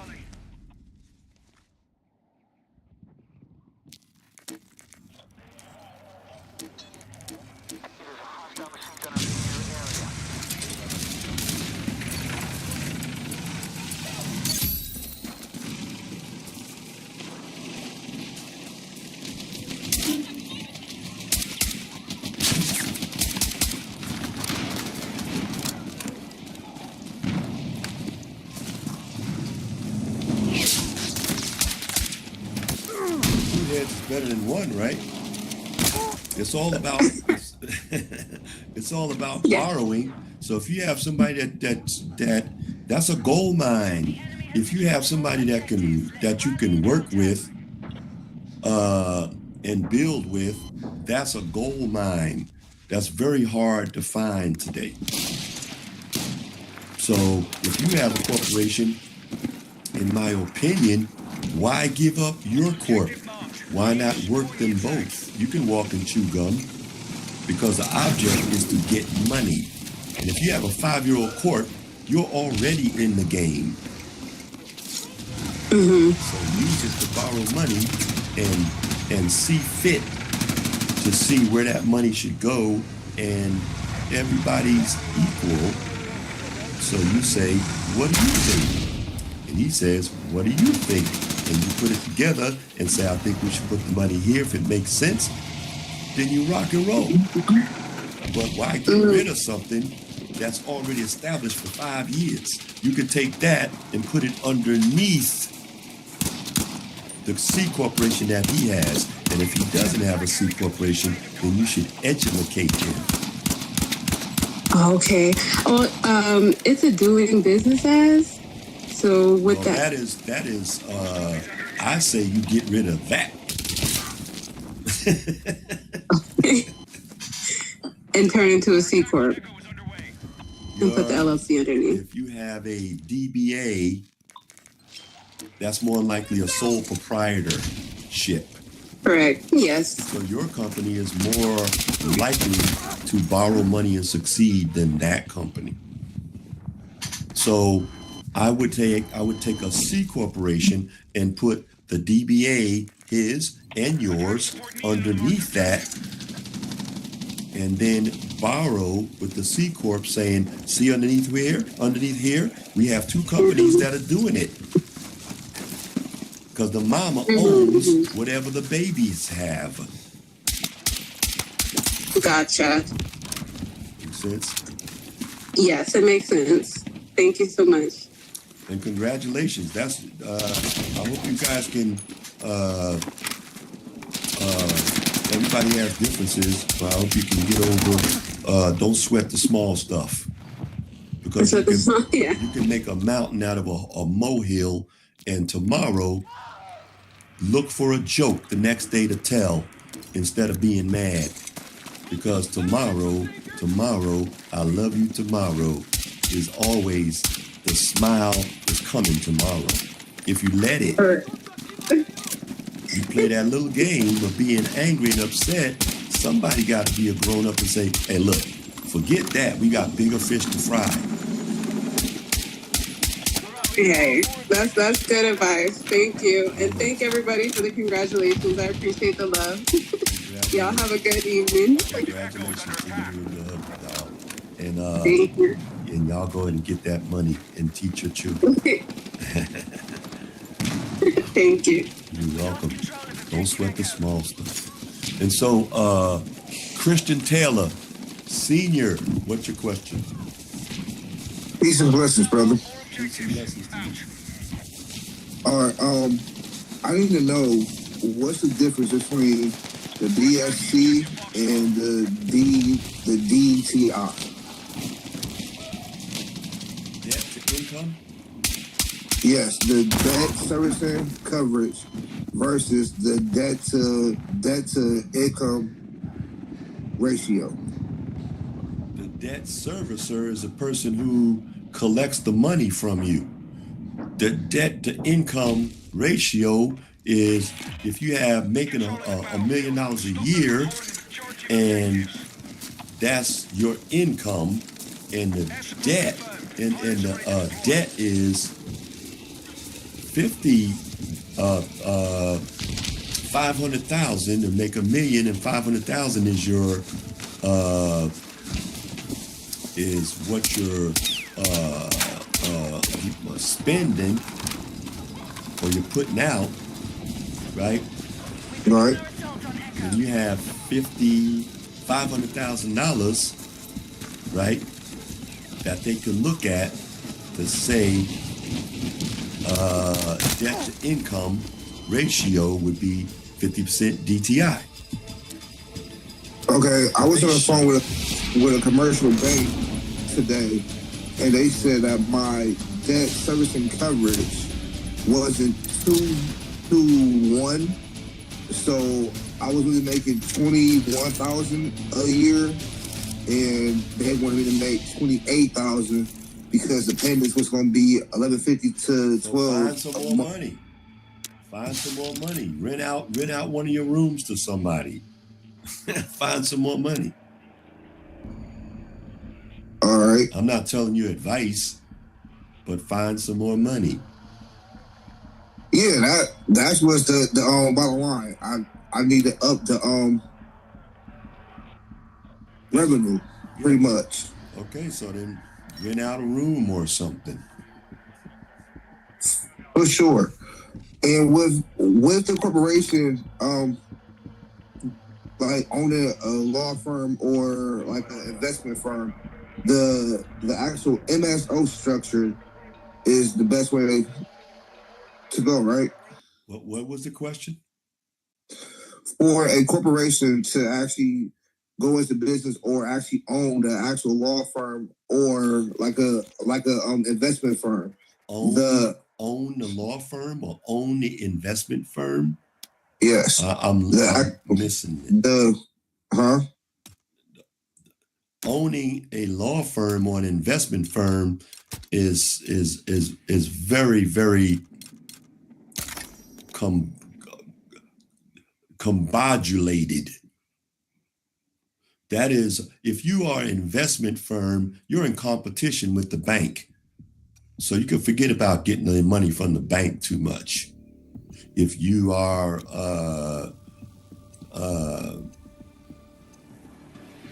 so what are you actually trying to say? What are you trying to do? You're trying to own an investment firm? A investment firm and a law firm. But me being me, I'm not an investment banker, nor am I a lawyer.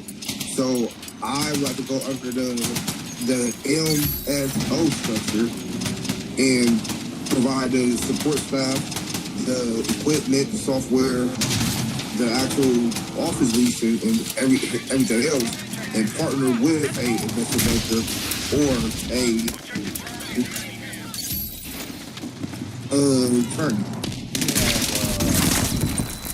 When you're dealing with attorneys, you can't share profits with an attorney. You're dealing with two very, very stringent areas.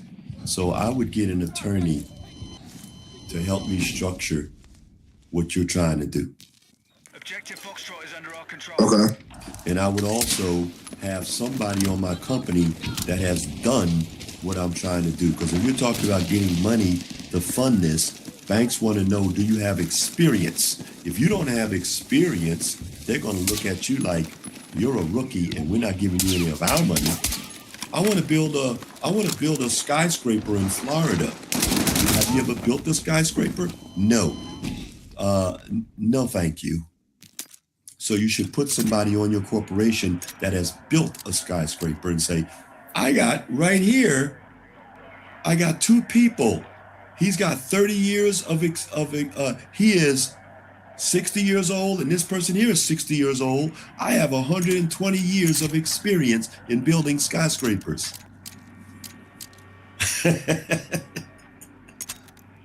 All right, now okay, brother, we have to have one question. You've asked three, so we have to cut it off here. I would gather you an attorney to deal with your these are very serious companies you're trying to build. They require some serious legal work.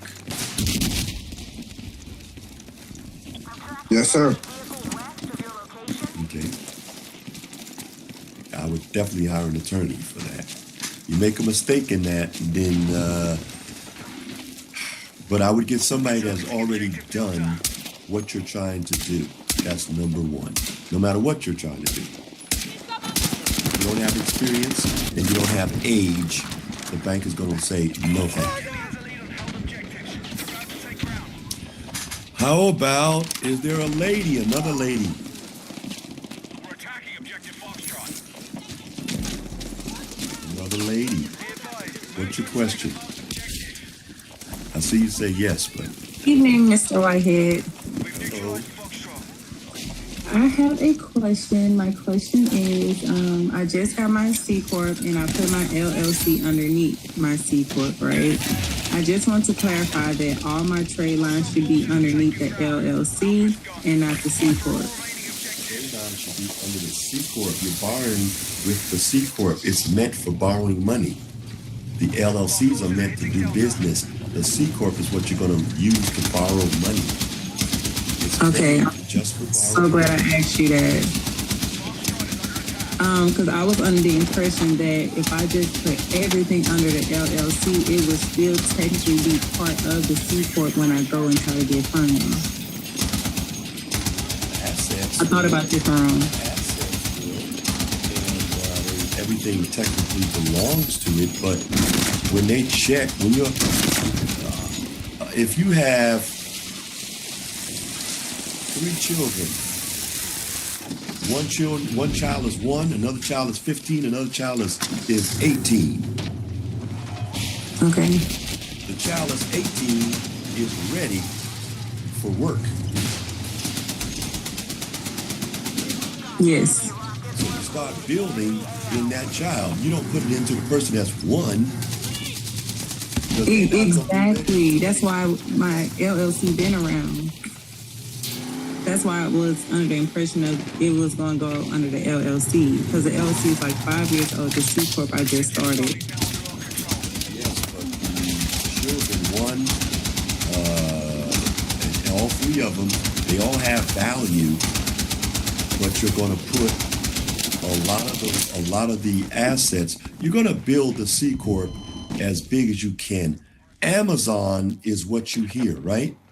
Amazon yes. Is the C Corp, is the Mama Corp.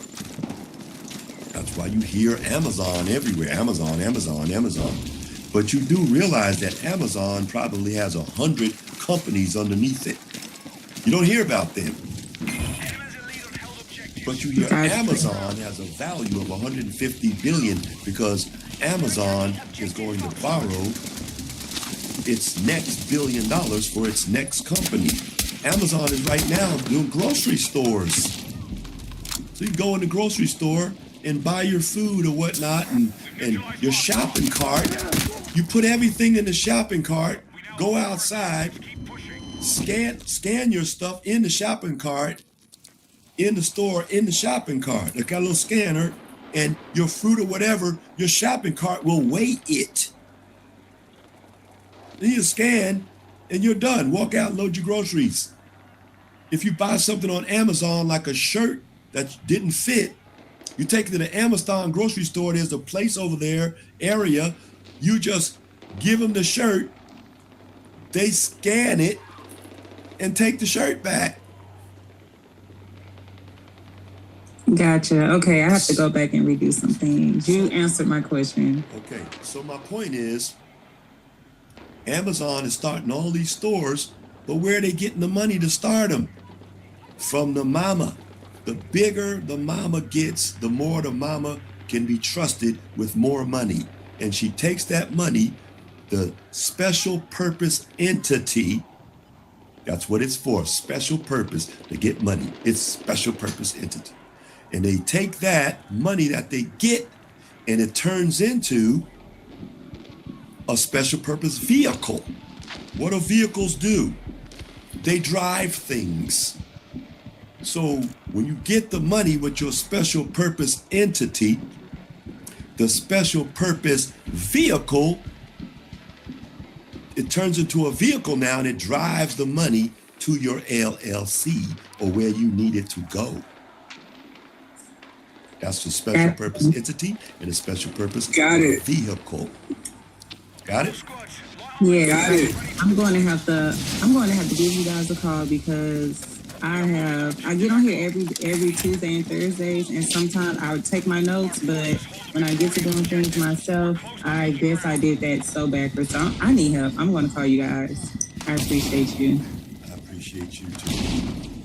You're going to make it because you're hungry.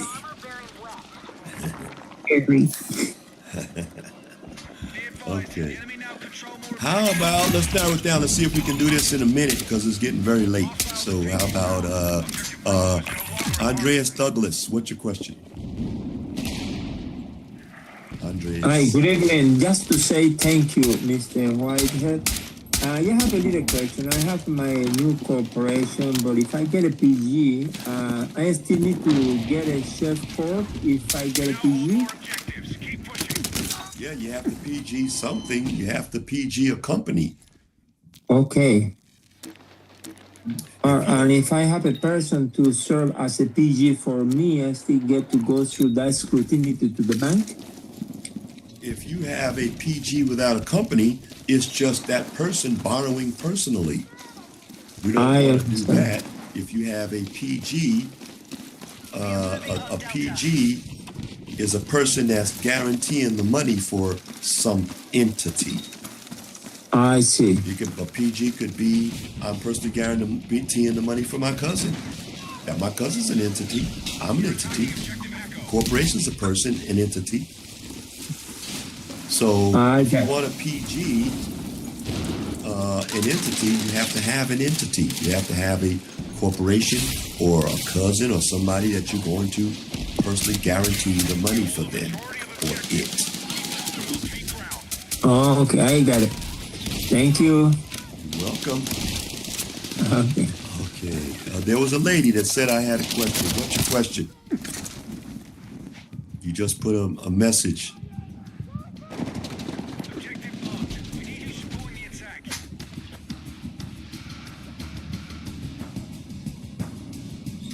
Okay, how about Adrian? What's your question, Adrian?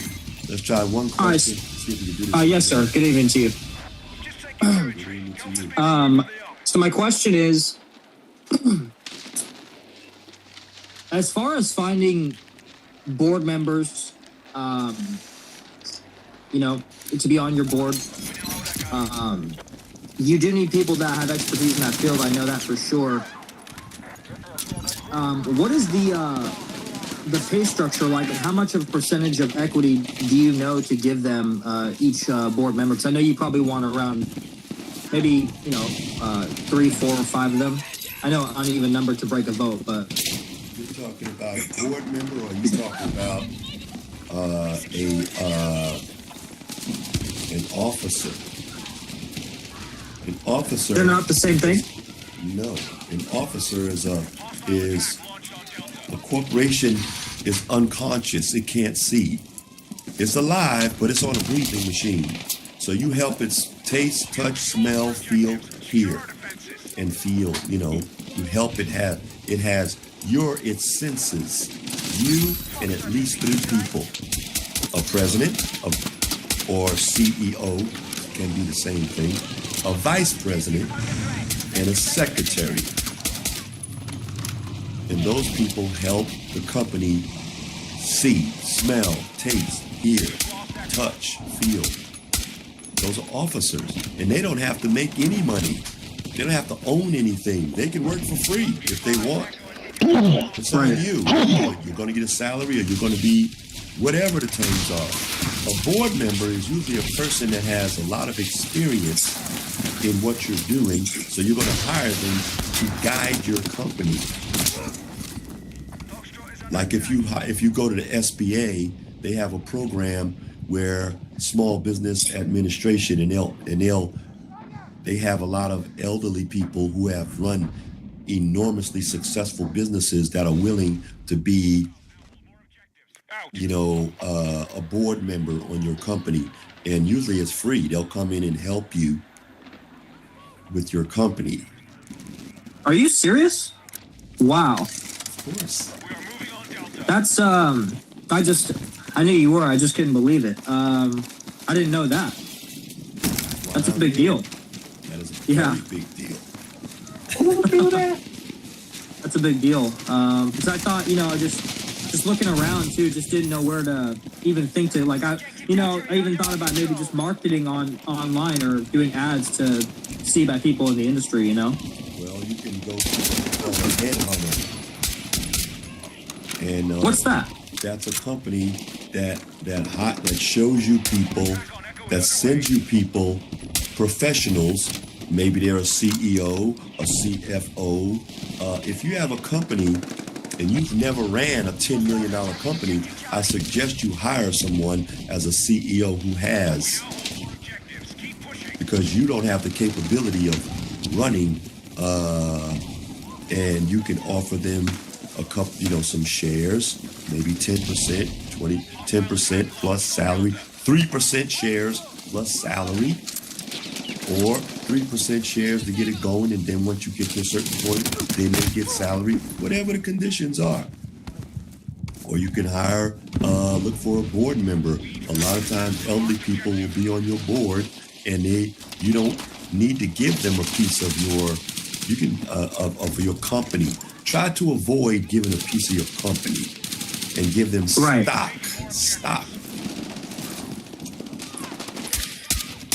You always want to hold 51% as well, right?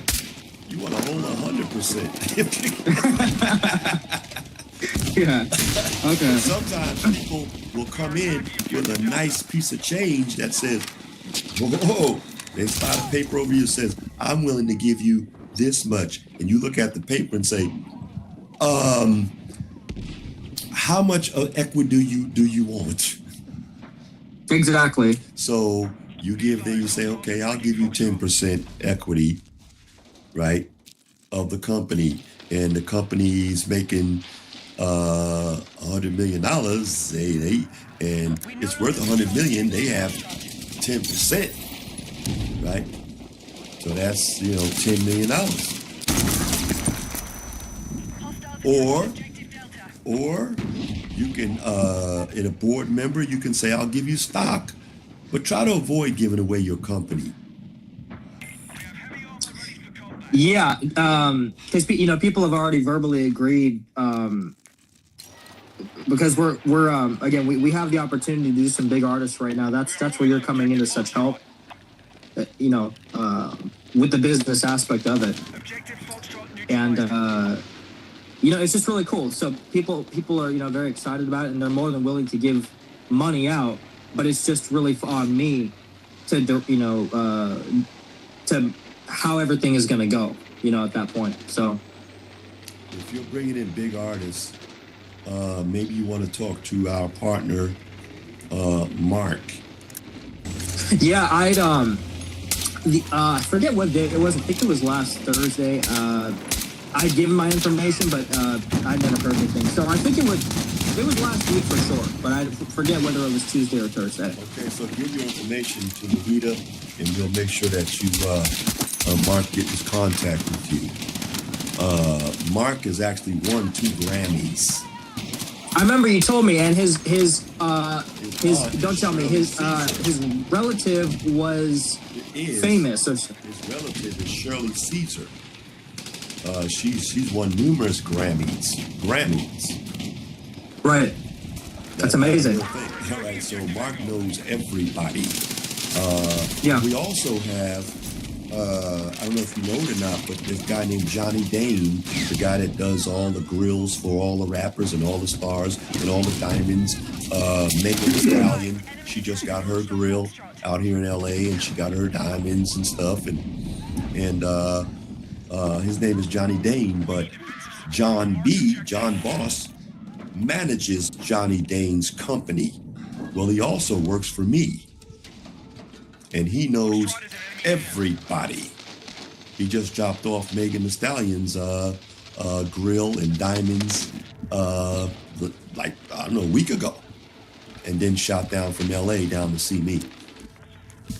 Okay, so yeah, I know him for sure. I've seen Johnny Dane for at least on social media for years now, 100%. Yeah. Quavo, Busta Rhymes, everybody. So we have some pretty good connections with a lot of the major stars that you might want to get in touch with. In fact, I don't know if you ever heard of, you probably heard of Motown and Barry Gordy. Well, Barry Gordy's son is Kerry Gordy. And Kerry Gordy, I'm very good friends with him. He actually wants me to be vice president of his company. So we have... Of course he does. Yeah. So we have some good... 100%. We have some good, very good connects. So the industry that you're in, right now, we own a platform. So a lot of the, like Hulu and all that, those are apps. Mm-hmm. And they sit on a platform. You said you had a platform at one point. We own a platform. So the platform, we're talking about taking this and putting it on television on the platform. So instead of you coming on this Zoom and everybody on Instagram and TikTok and Facebook and LinkedIn, instead of coming on here, you download the app and you hop on television. We have our own Hulu, and you hop on that. How many people would like to do that? Put up a 5. How many people would like to do that? Instead of being on here, we on television. How many people would do that? Want to do that? Put up a 5. If that's something that you like to participate in. So all these questions you're asking, you're actually on like television, right? And then we want to start a show called The Perfect Pitch. So people that want money are on one side, kind of like Shark Tank. Shark Tank, yeah. And then the people on the other side, and I'm the host. So that's what we're putting together right now. We're looking at starting that up in at the Apollo, and we're going to put that on television and have a TV show series of doing that, right? I don't know. That's amazing. A lot I love of people that. may realize that we are the only black search engine out here. You have Google, you have YouTube. Well, we have Got Connections, GOTCONN. So that is a search engine that we own. Wow. So a lot of things I'm trying to help you, so I don't do a lot of talking about me, right? We just started up our water company. We've been around forever. We're in Sonic stores. The juices and stuff you're drinking out of those stores are our water companies that run that water. We just cut the ribbon in Oklahoma for our first, I saw that. For our first I saw water. that. Congratulations, by the way, sir. That's when I saw that, I was like, man, dude, this guy, he's. I mean, I already knew it, but and just by the way you open up everybody's mind to that whole different, because nobody's ever going to tell anybody, nobody. So we have they're not even gonna open up anybody's mind to not even a fraction of what you open up everybody's mind to. So you're not meant to know this. If everybody drives up in a Rolls Royce, what makes them special? Exactly. Right? So that's why they make those cars a little higher than everybody else's. Very high, if you notice, or very low. A Lamborghini is extremely low. So you're either going to look way down and say, whoa, that's not like my car, or you're going to look way up. Yeah. Okay. You shocked me too when you said it wasn't on here. It was and I'm a Mexican too, so you know, I mean, I'm not black, I'm not African American. But you know, I'm still brown, whatever. I'm still a minority. Well, you are. You know, they were all indigenous folks, and then the conquistadors came along, Spanish and mixed. So that's why they call you Mexican. You know. Yeah. So you have a lot of African roots in there. We all do. And so right now in the U.S., we are a conglomeration of everything. You know. Because when on YouTube you had said why I was bringing that up is because it was a short too. I know you clip your shorts. One short was were you talking about the amount of publicly traded companies back at a certain time? I forget what year the comparison was, and then you talked about the amount of African American owned publicly traded companies, and just when you said those statistics, man, it shocked the heck out of me. It did. You know, it opens my eyes when you say stuff like that, you know? Well, you know, everybody doesn't want to be a millionaire, billionaire, you know. But if you're a capitalist, there's no end to the money. There's no end to how much, when do you stop? What do you mean retire? Did Donald Trump retire? He wants to be Bezos.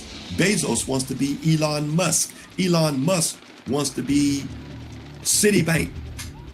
Okay? It never stops. And so you think Citibank says, oh, that's enough money for us. There's no ending. So that's the point I'm trying to make. You know? I just couldn't believe someone verbally agreed to give me $2 million the other day. Even just like, is it illegal to do a waitlist strategy before you become licensed with the SEC? Is that illegal? I would go in and make sure I'm doing things the right way. Yeah. So that you are in compliance. So we do have an SEC attorney on board that can help you with things like that. I don't talk much about that stuff, but when we do our seminars, I put people up on that stage that most people will never be in touch with.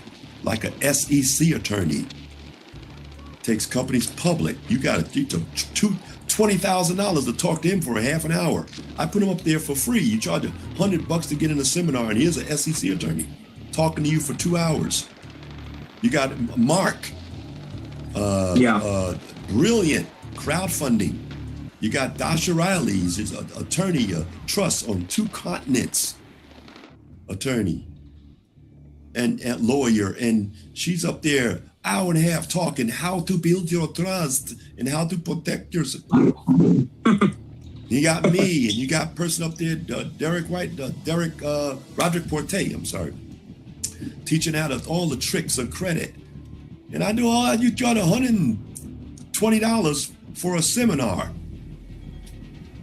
Yeah. So I'm trying to give it back. You know, we have a deal with Walmart, 2,700 Walmarts. They should be about 200,000 per store. And at 1,000 Walmarts is $2.4 billion.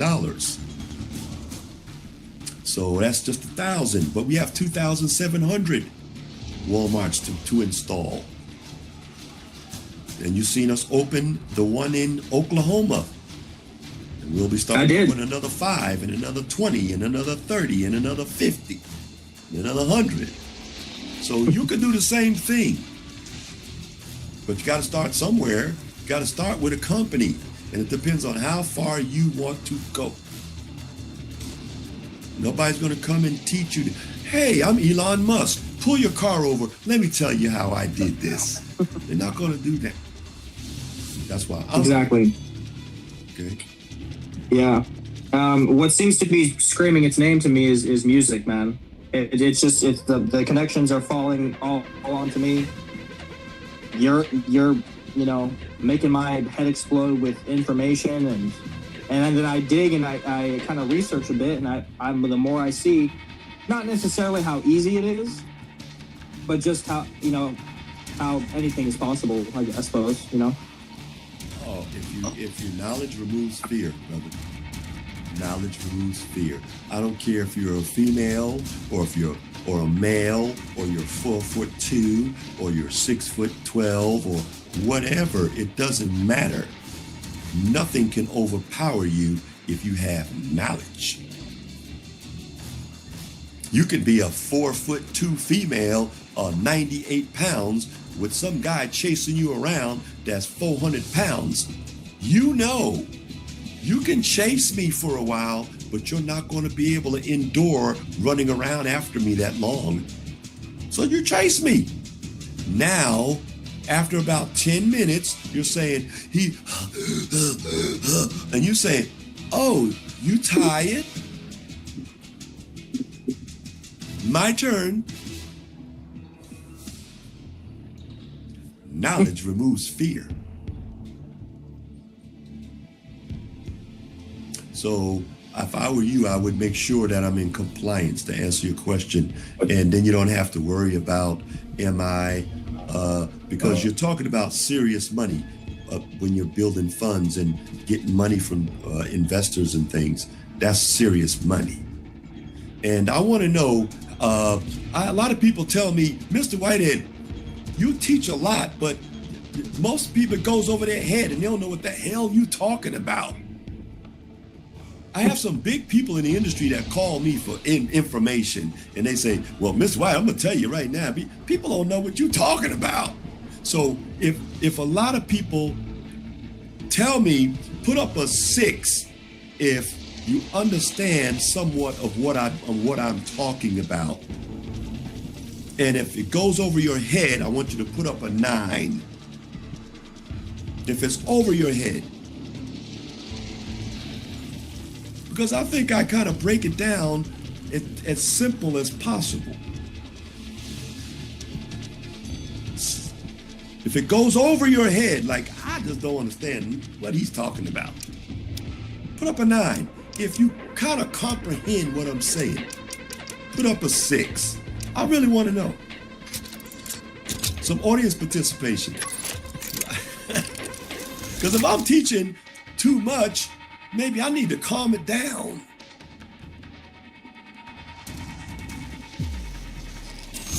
Somebody said, no, don't calm it down. Don't calm. Somebody says, I'm a plumber and I understand. That's what I'm talking about.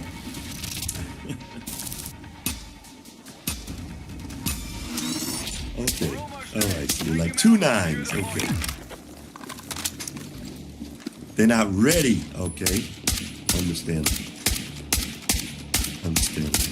Some people out there are not making any comments. Can you make a comment? You don't have to open your mic. But if you find what I'm saying interesting, let me know. Do you understand? Is it just too much?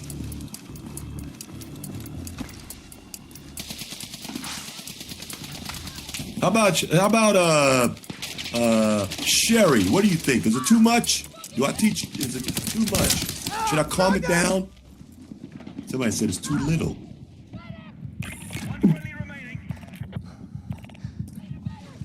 How about Billionaire Najee? Is it too much, or should I calm it down? Nah, bro. Keep going. Okay, it's very interesting. I want to learn and comprehend more. Okay. All right. Hip, so blessed. Very impressive. Ohio. Teaching. Okay. All right.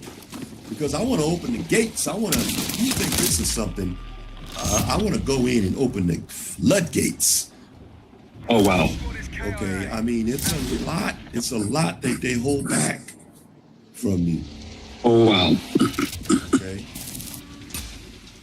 All right. Thank you for answering. Thank you for answering that. So, how about Anthony Mitchell? What's your question? Getting kind of late. Let's see. I got a question. Do this in a minute. Yes. Anthony. I got a question. Okay, Anthony and then Margaret.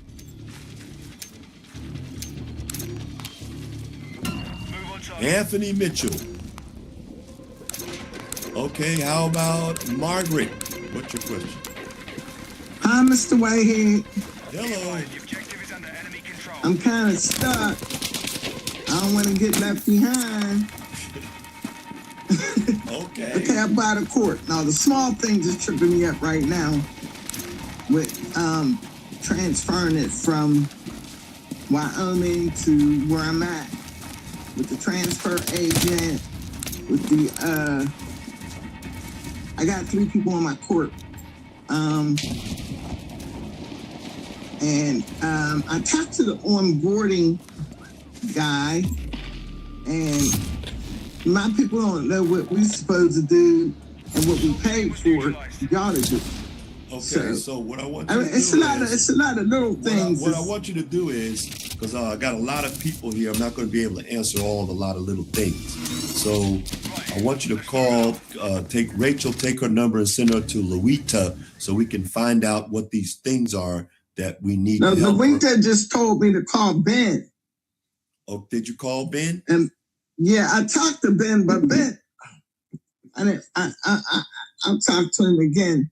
But I wanted to ask you a question about when you said about board members, where you find board members or people like that. You know what I mean? I caught the one you said headhunter. But before you said that, you said another place you looked to. SBA. Oh, SBA.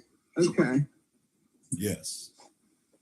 Yeah, that's what I need to know. Because I need to get a CEO. I want to get a CEO. So it's the SBA. So yeah, I'm just caught up into the little things, but we just keep moving on. Okay, so make sure you call Ben and get those things fixed. Okay. Okay. Thank you for Mr. Whitehead for all your being a financial prophet. Thank you so much. I like that suit you got on. Thank you so much. Thank you. Thank you for answering my question. You're welcome. That's all I have. You're welcome. How about Andreas Douglas? Let's see, try one question and pose it in a question. No, not Andreas Douglas. Damian Collins. Hey, Mr. Whitehead. Hey. I'm calling from St. Louis, Missouri, and I was trying to see what your opinion is on the life insurance agent / broker SIC code. I looked online and I saw that banks like that and see it as low risk. I believe it was 6411, and I just wanted to know your opinion.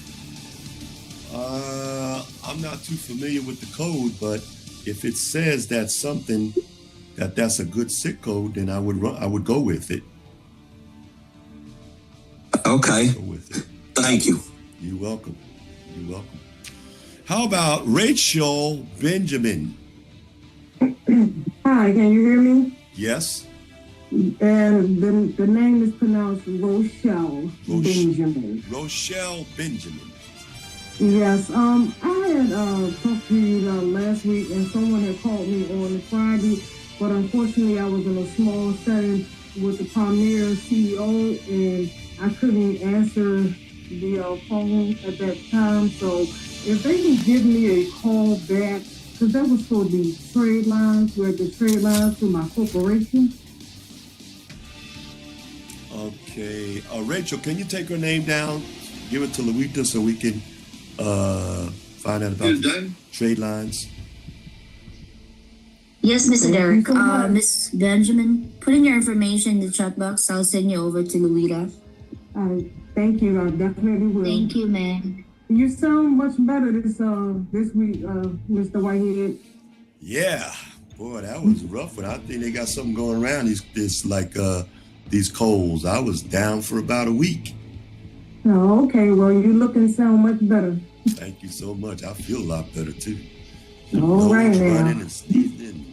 You have a good one. Thank you so much. You too. Thank you. How about Martinez Thomas? Did we talk to you yet? Hey, can you hear me? Yes. All right.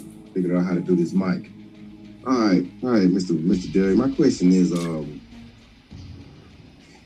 after we get the seed money, and being that you didn't name your company anything specific, am I able to invest that money how I see fit, even if it doesn't correspond even with the SIC code? I'm able to invest that money to make a profit, to pay it back however I see it. Well, you borrowed the money, and I assume that you're going to do with it what you're supposed to do with it.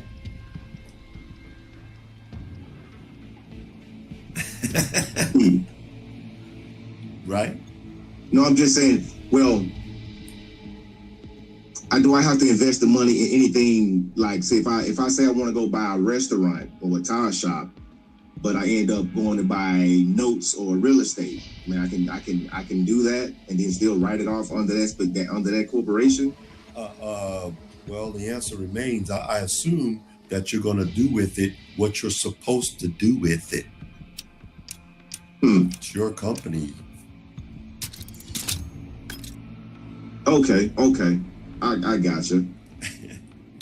Right. I mean, I can't sit here and say, they gave you money for this, and no, you should go do it for something else. That wouldn't be the answer for me. My answer is if you got money, I assume that you're going to do with it what you're supposed to do with it.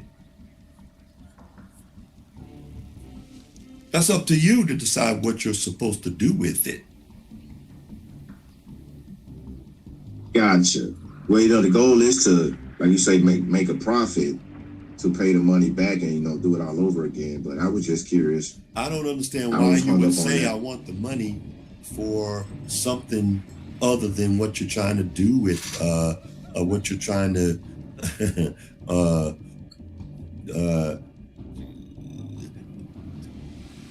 if you say you're going to open up a tire shop, why not open a tire shop?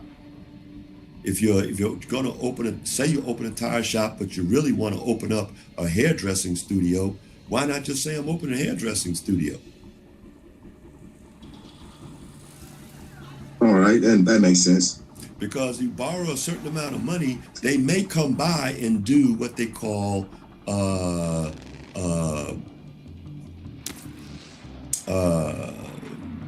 they may come by and take a stop and visit your shop. Hi, how you doing? We're just stopping by. We were in the area. We stopped by your nice place.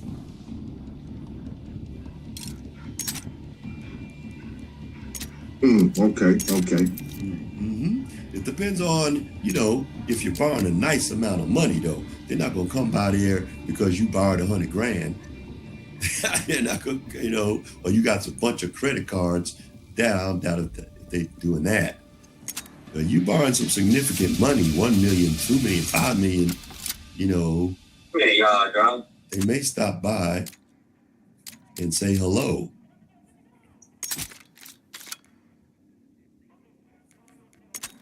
So the same way you can say you're doing something that's not, you can say you're doing something that is. If you open a tire shop, if you're doing something that they don't like, then call your company consulting or management, and then put your company they don't like underneath it as doing business as. And then when you borrow the money, you can put the money where you need to put it.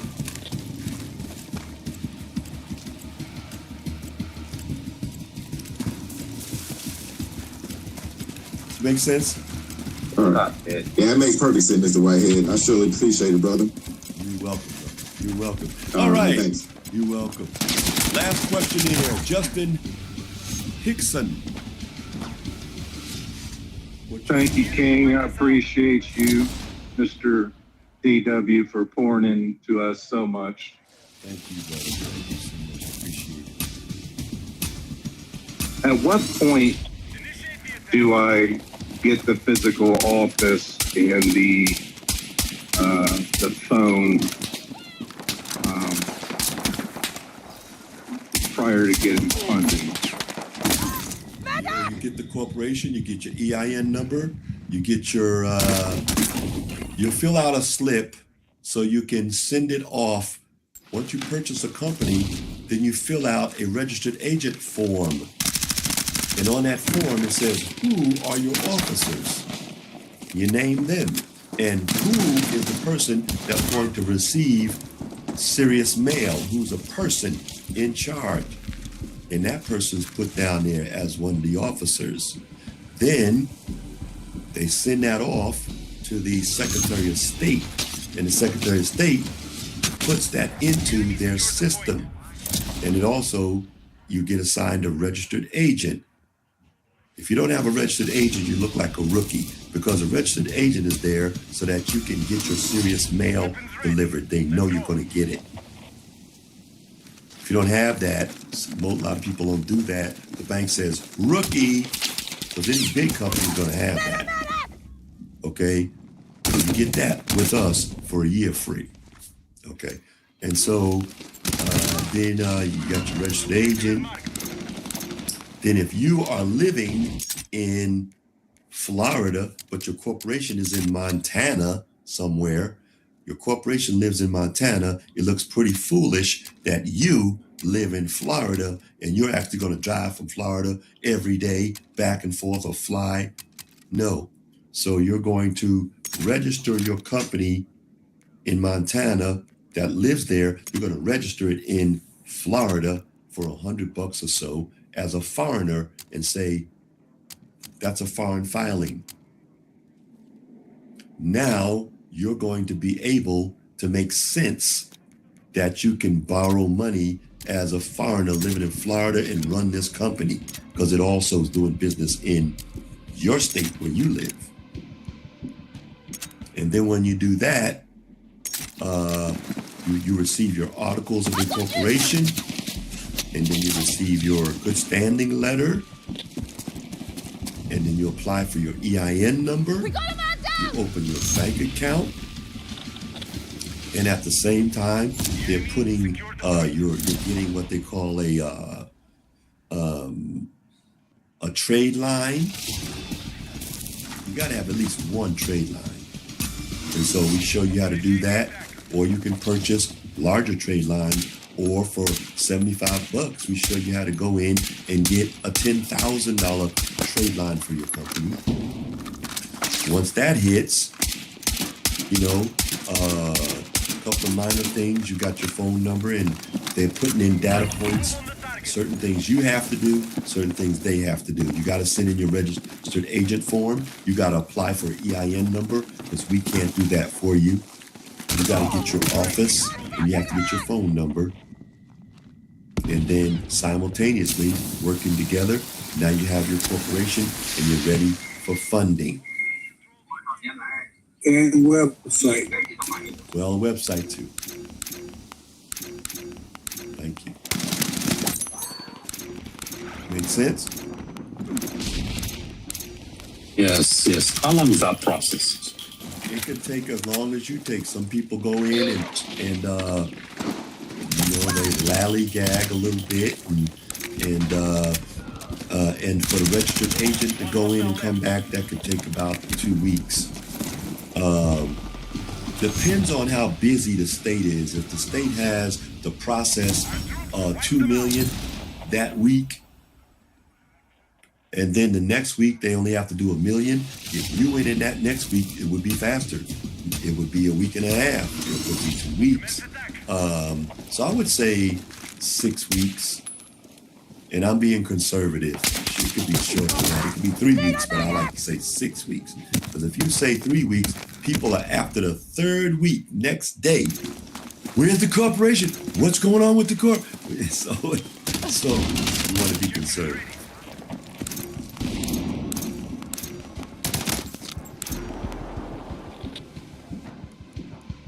Hostiles control the objective. And then So I'm sorry. My credit should be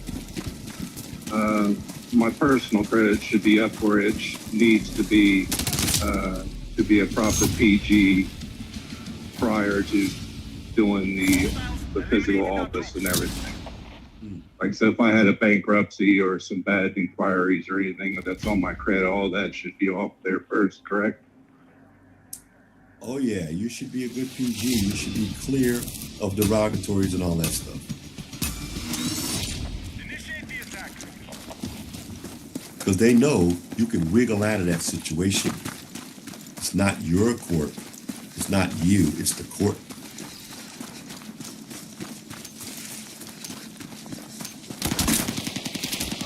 Make sense? Yes, sir. Thank you. You're welcome. Appreciate you. I appreciate you too, brother. All right, looks like that's the last question. So I want to say thank you, everybody, for being here. It's been a long night. Thank you for all the great questions. We have some really great questions tonight. Kind of had me to think a little bit, right? The one thing I want to say is this is 2026. Don't hesitate. Because you procrastinate, you'll wind up next year talking about the same stuff you're talking about this year. All right, so don't procrastinate. The sooner you get busy, the sooner. Now, the one thing is people think this is a miracle. This is not a miracle. We don't take a magic wand and say, ding, okay? This is something that it's not cookie cutter. Everybody's not the same. So everybody has different things and different issues. So we have to handle all types of issues and all types of things. You know, something may pop up on somebody's credit, all kinds of things. Maybe the state sells us a corp or whatever, and then all of a sudden they done sold it to somebody else. And now we say, oh, Lord, now we have to go pick another corp. So it's not cookie cutter, it's not a magic wand, but we're here trying the best to get you from point A to point B. So be patient with us. And again, it's not, we put touch you on the head and you're magically a millionaire. We have steps we have to make, but if you start making the steps, you will get there. The one thing I noticed throughout my journey is that people